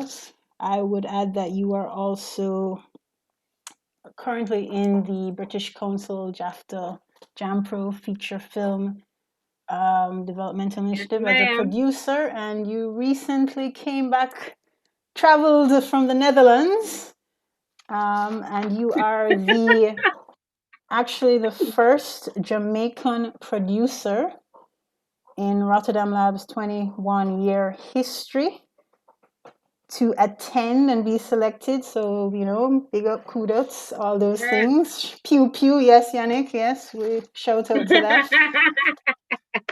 So, welcome, Nadine. Thank you Oh, for coming on board. We're so excited for you. thank you. We, Thank you. we, Where we did you started. get that bio? I didn't send you that bio. you know, here we shoot from the hip sometimes, and we. I was like, what? This firm gets a promotion was so many years ago, but okay, that's fine. But yes, so we are very excited to learn a bit more about your first. Again, we've been starting with journeys. Your journey to where you are now. You started off as an actress, and you still are an actress. I mean, none of these are separate from the other. You're a CEO of your own talent agent and production company, and you're a film producer. Yes. Well, I So tell us mean, a little bit about that journey before we delve into the Rotterdam experience. okay, well, I've always just enjoyed entertainment. I love watching television. I'm one of those souls that when I step into the house, I have to turn on the TV. I just have to hear the tone of it or the buzz of it or feel the energy of it. So I've just always loved entertainment through, whether it is singing, dancing, acting, whatever. So I was always that energy, always that spirit. So no wonder this is just my destiny. I remember Yannick saying that you just have to go where your heart is. And mark you, I stumbled on acting really because that was not in the dream. Honestly, it wasn't. I mean, I love to perform, but it just wasn't. I didn't want to be. Oh, I have to be a Hollywood actress. No, I, I really love to do it. I innately am a great actress. I own that right now. I stumbled on it with a friend of mine, went to an audition, I got in, she didn't, and the rest is history. But what happened is that I believe that when I got on that journey of going to the acting way or going the acting direction, I was heading to exactly where I was supposed to be. You understand me? I just started right there. And it was very important for me to even develop as an actor because, in this business, you gotta act your way through it. No matter what, nobody wants to say, oh, them no actor and them are no actor. Yeah, man. You have to play that role and play that character in every single stage that you touch. So the acting did help me to where I'm at right now, I believe strongly. Because I have to perform on so many stages. And of course, it took me to film and producing, especially because I always wanted to be the boss. I have no shame in my game. I like to be the puppeteer. I like to put things together. I like to manage processes. I've always loved that. Like, remember that from a picnic because I used to sign my name, manager, and practice my signature. And like from baby stage, not when I say baby, like high school, I remember practicing my signature because I wanted to be a manager. And so it wasn't in finance, it wasn't in business. Well, what we're doing is business, but it wasn't in banking or finance or anything like that, even though I've done that, but it was in entertainment, it was in this genre. And so I'm a producer. I've always wanted to do this. And so and here I am. And you went with you're also helping to develop. Well, you're the producer of the feature film version of Trey Tone, Yes. along with the project that you're doing in the lab, which is Lost. But tell us about the Rotterdam experience. We're very excited to hear in terms of you know Girls, you don't have all night. That's the problem. But the Rotterdam experience was to be honest with you, Annalisa, it was and everybody listening, it was the best thing that has ever happened to me, hands down. First of all, it just being accepted to go because I was just unafraid to just apply for everything. So I just applied, and it worked out that way. But let me tell you, because it was virtual, it was weird for everybody because it was the first time they were doing it. But the persons who facilitated it, they were incredible. They got on board like a week or two before the actual lab started by getting us engaged. There's an app called Slack that they got us on so that we started interacting with each other, because as everybody knows, in this business, it's all about networking and knowing each other. And with the Rotterdam lab, which I'm now figuring out that it is a very highly acclaimed lab, that's the essence of it. Just people coming together, drinking, of course, partying, and of course with COVID that couldn't happen. And so it was important for them to ensure at least we had some semblance of that. And so there was this app that we were on a week before the lab. We were put in smaller groups of 12. And so I was in a group with people from the Netherlands, Germany, Costa Rica, UK, in my little capsule. And then we were split, there was East and West. So there's 78 of us, and we're all over the globe. And so they were just incredibly smart in structuring over 13 workshops for 78 people speckled all over the globe. And so we were in East and West zones, and they were called plenaries, and they were just incredible sessions, like about, I'd say 2-hour sessions. So I was in the West, and interestingly enough, people from Eastern countries were in the West because they're more Easterners that are filmmakers or producers. So the East was a bit heavy. So some had to come over on the West. So most of the sessions started at 9 a.m. and finished at 1 p.m. our time. And the Eastern persons, they would start at early in the morning. Well, not early in the morning, like 9 a.m. their time, but because of the time zone. But it worked out. The sessions, the good thing about it is that I was familiar with some of the sessions because of the film lab. So like, perfecting a pitch and, strategies in marketing and distribution and sales, I understood those things to a degree from the lab, which is so good, because I really wasn't like a deer in the headlight, like what, I wasn't stunned by the information because I was already in tune with those things. But with the lab, we just deep dive into just, especially like sales, as a producer, reading a script, how to read a script and what to look for when reading a script. That was like a 3-hour session. I literally had to take, it's a good thing I took time off from everything that I was doing, because it was important to soak it in, because these are things that I didn't know, and it is so important to understand, so please to stop me anytime, because I could just go on and on. No, I won't stop you. I just realized I'm just interjecting a little bit. So for those who aren't familiar with Rotterdam Lab, so it is an international lab from the International Film Festival of Rotterdam, based in the Netherlands, and it's open to producers from all around the world, as Nadine said, and essentially, what you said is 72 producers participated this year, correct? From 78. about 78 producers from Yeah. about 40 plus countries, and you were expanding that it's between Europe and obviously parts in Caribbean as well. So yes, continue. Yes, we want to learn more in terms of what were the sessions about. I mean, you don't have to go into, we're not expecting, don't go into, you don't have to go into detail about each session, but just what was the overview of the topics, and how did you find the reception, with Jamaica being a first for Jamaica, the reception of those on that side of the globe to, you as an individual emerging producer, as well as to our industry, our sector, and, were they even familiar that we had a film industry? Well, well, I'll answer this. I'll answer the second question first.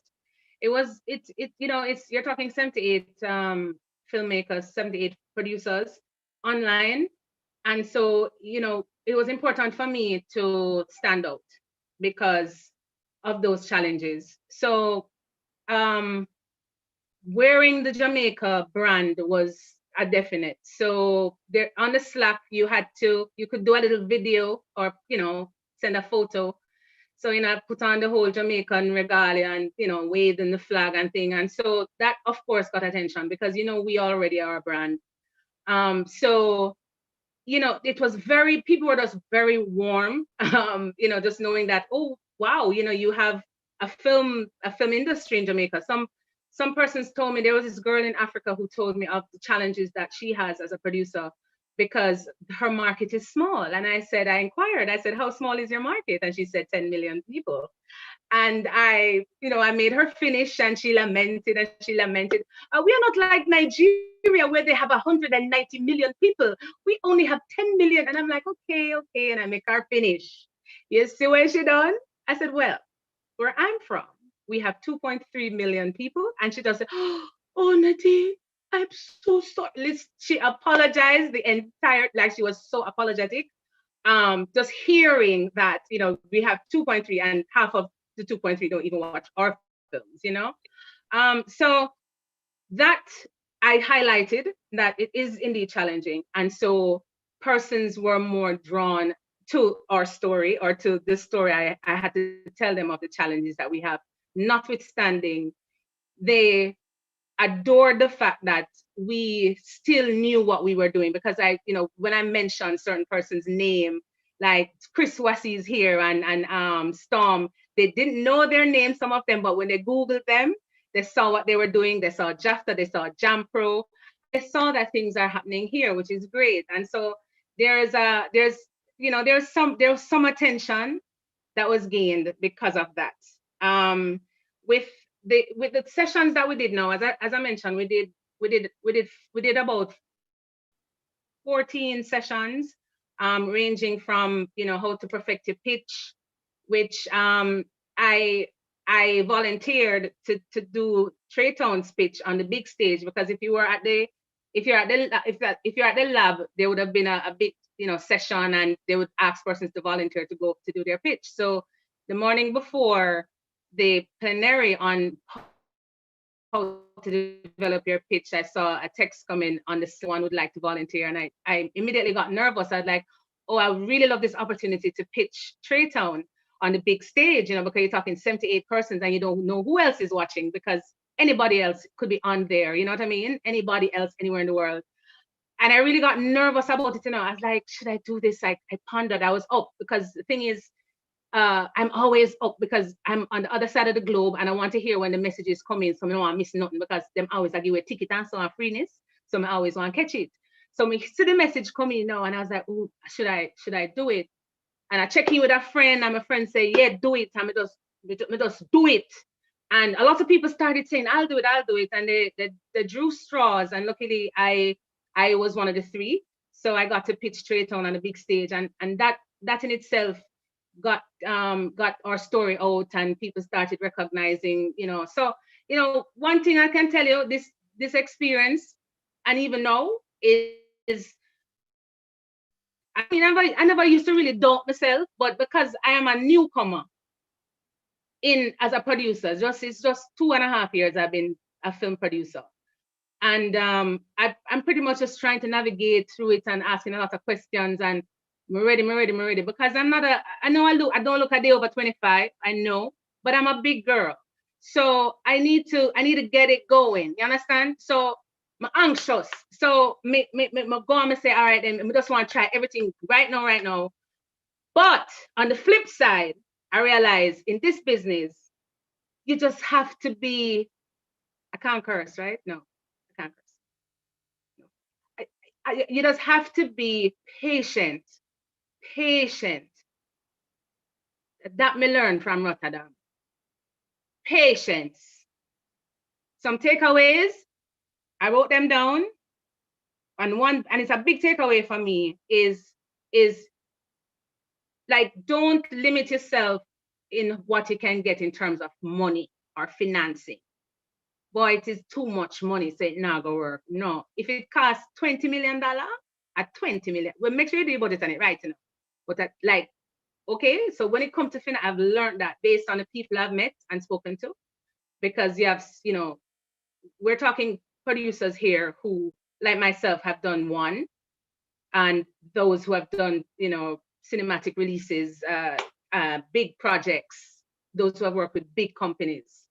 These producers we're talking. So everybody have their stories to share and just what they have done. And that, and you know, that's another thing from this experience, just meeting all these people and getting the contacts and the links and the opportunities too from just being a part of the lab. And I could go on forever. Please stop me.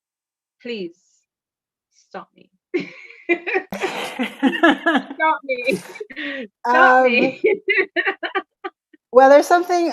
Well, I don't know if it's a preview. Can I mention EFM? Yes, of course. Okay.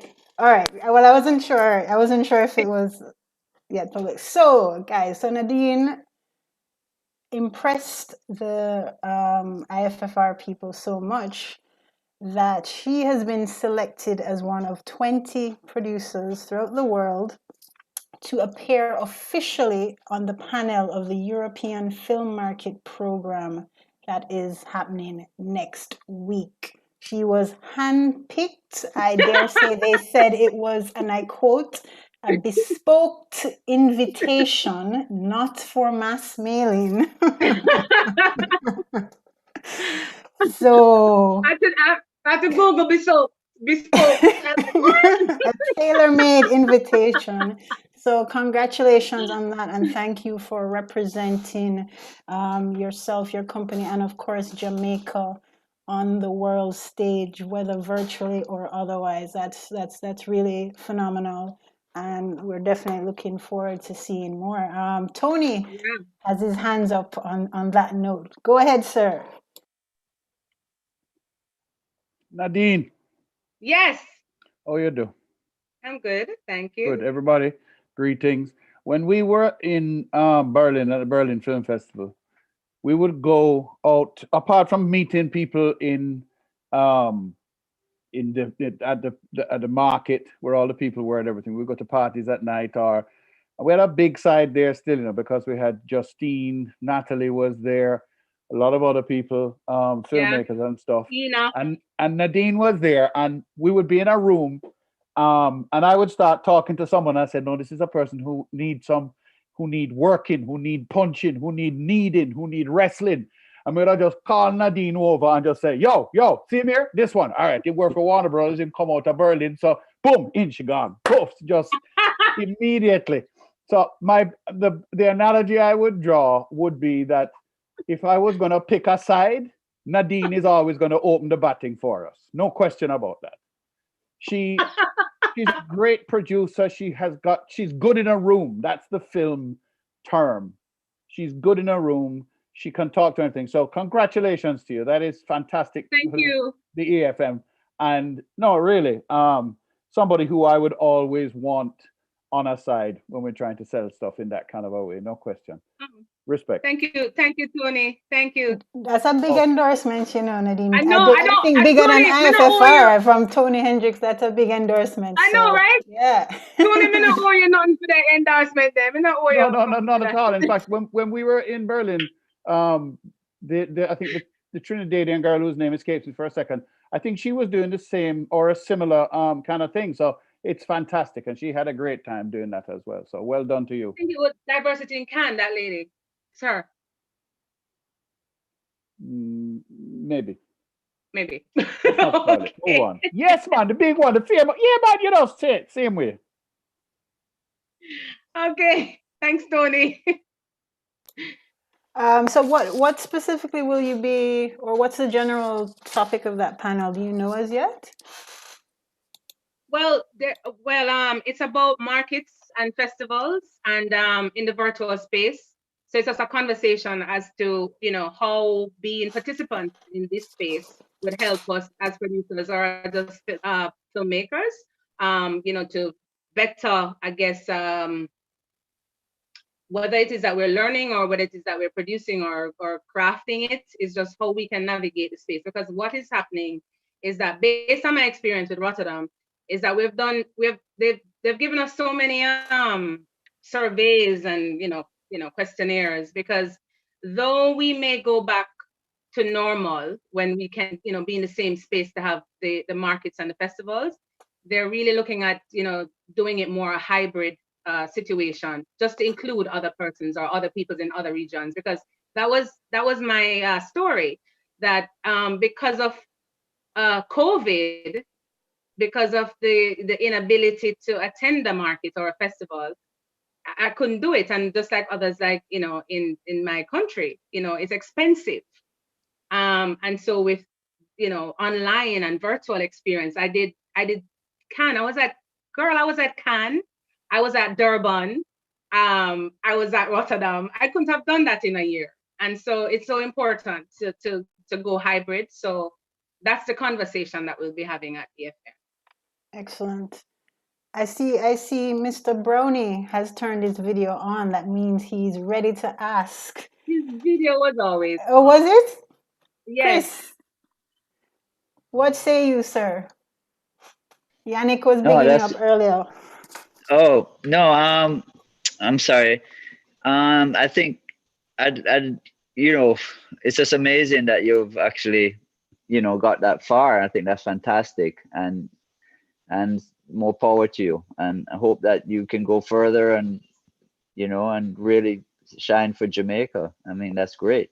Put us out Thanks, there Chris. and see if Thanks, Chris. I anybody want to out. make a lot of movies. I want to do documentaries. I want to make films. I want to work. I think all of us Great.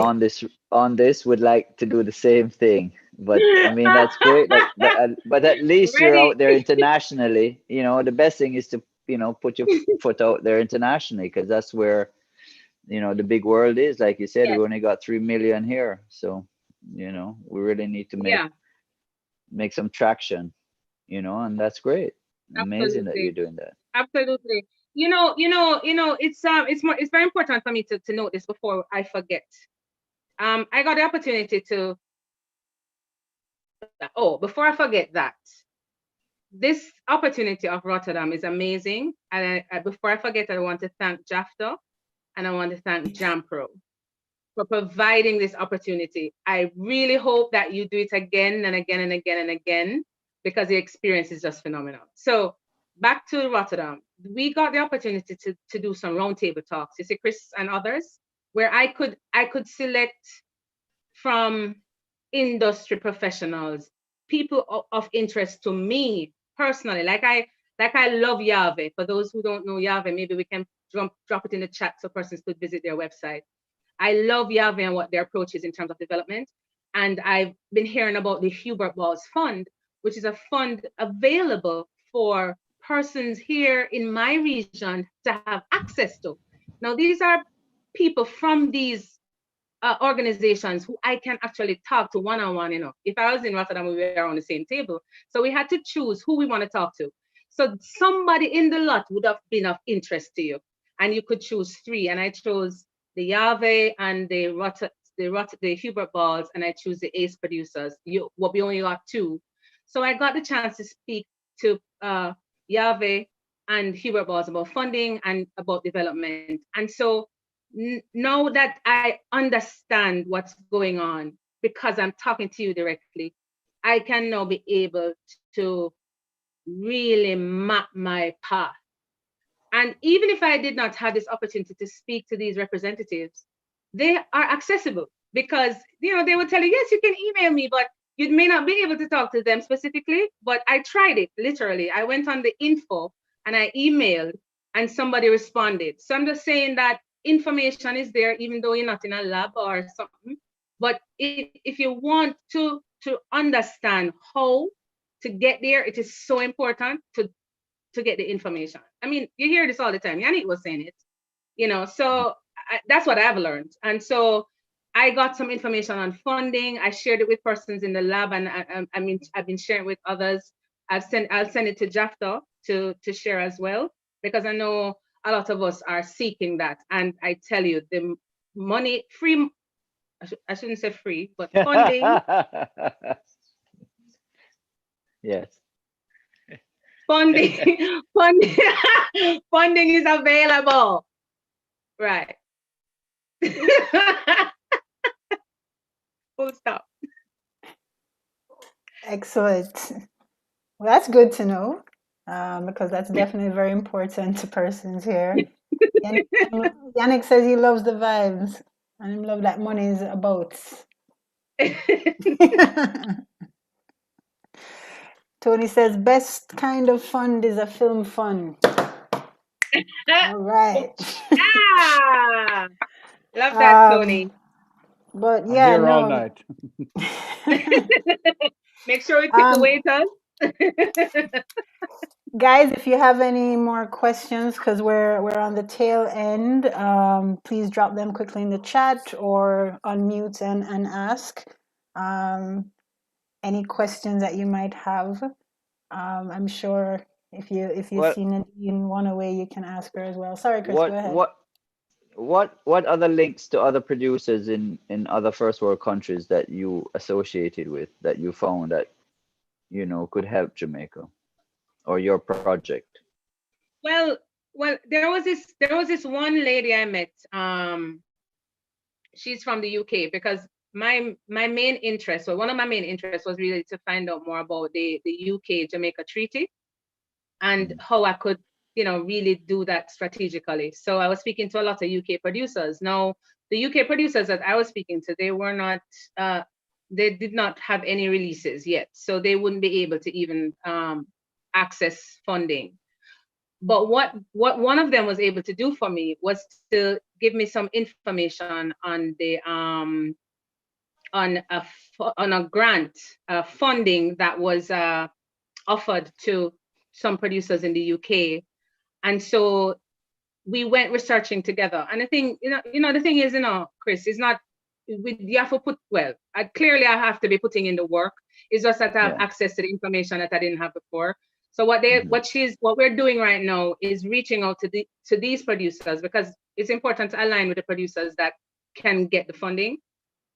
So that is what Rotterdam has provided me with. And so that is in the works. It's nothing carved in stone, nothing not happening yet, but we're very hopeful, so we can see what can happen out of it. To answer that. And that's in the UK.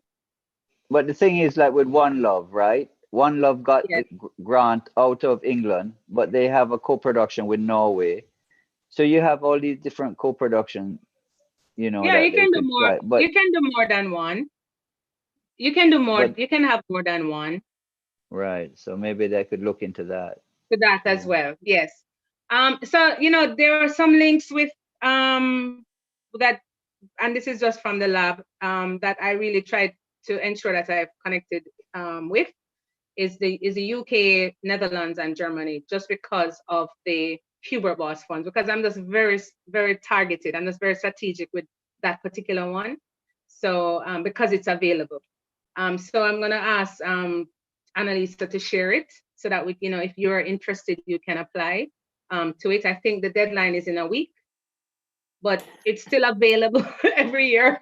And if you're not, the thing about it, guys, if you're just not ready, not ready. It's still, you still can have access to it when it is. But I think there's another one in August, but we'll share it.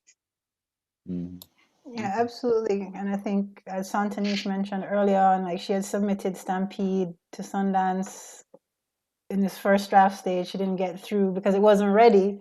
So you just have to know when you're ready and have all your ducks in a row. Mary Wells just had a quick comment.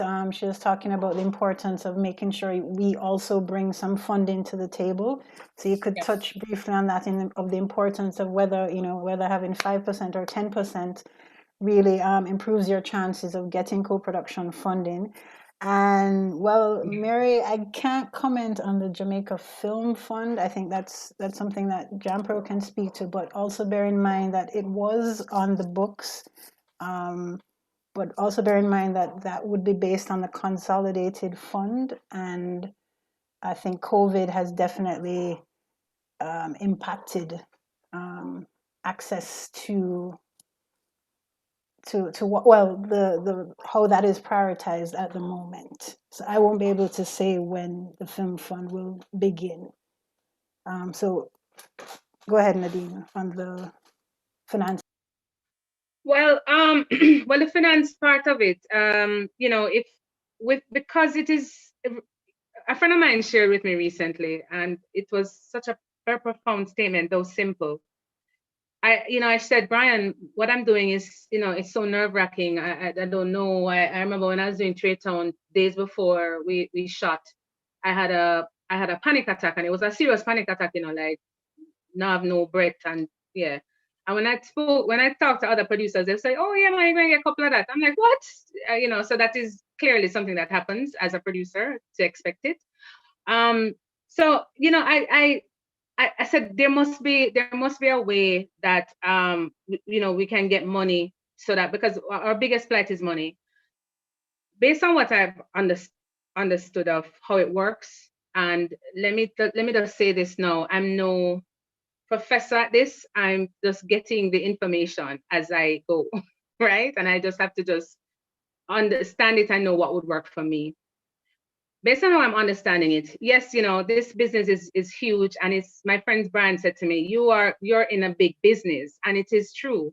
I'm producing a short film that runs you $1 million. It takes 2 years to develop, and your cast is four, and you have 50 extras, and it's costing you $1 million. That's big business, right? So it's a lot of money that goes into this business. And so if it is that you want your project to look right, have the right tone and vibe and energy, you want to put the money there. So with the co, it's so important that with the co-production, most producers know that, you mean that you partner with somebody else.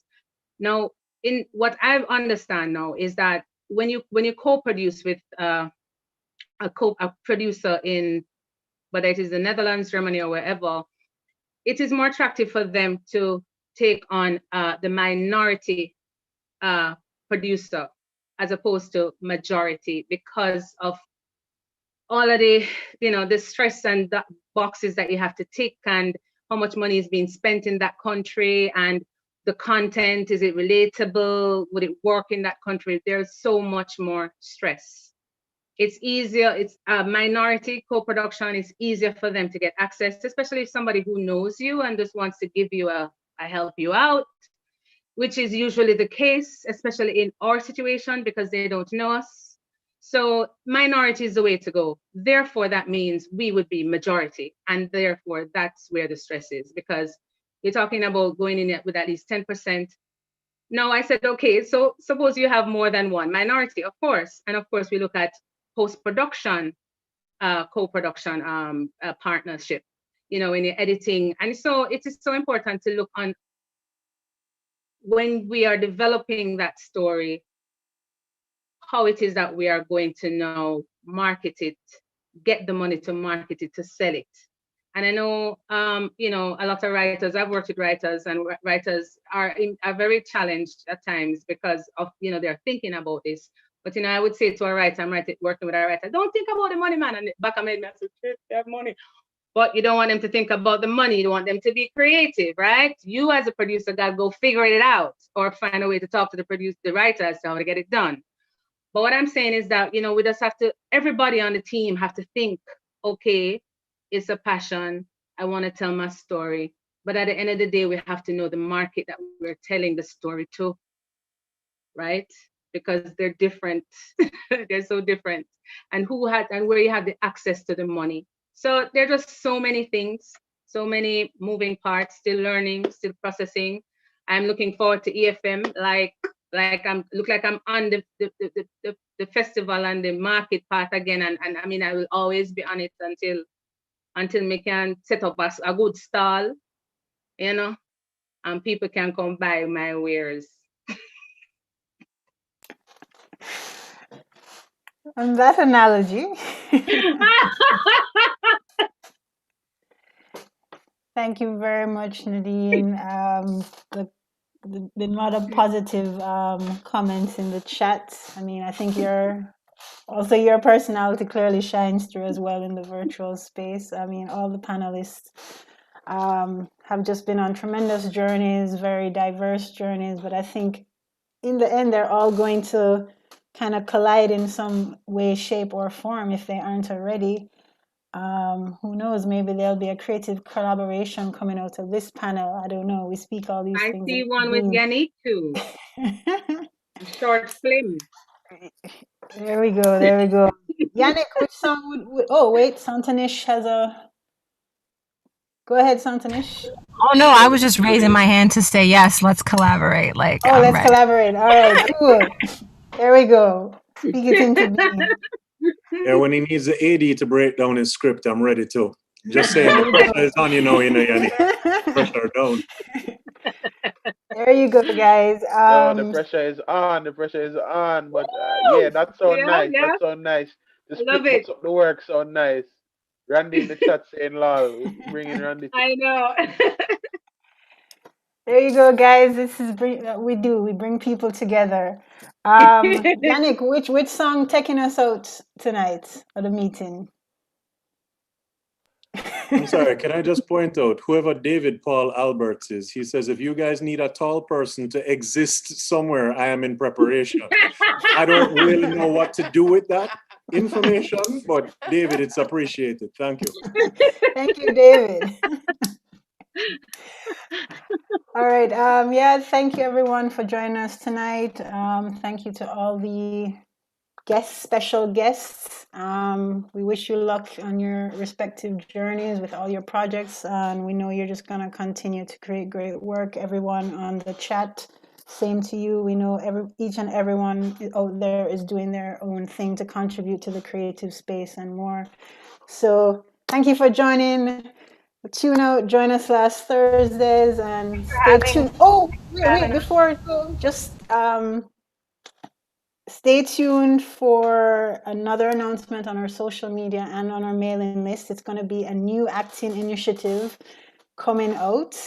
So check it out. So the actors out there, you should be happy. There is a great opportunity that's going to be announced very shortly. It's going to drop. The new track is going to drop right here.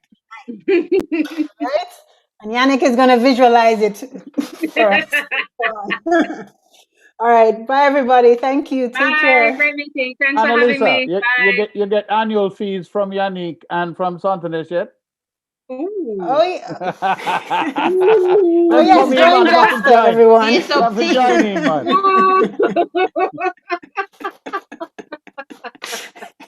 Tony with the reality check.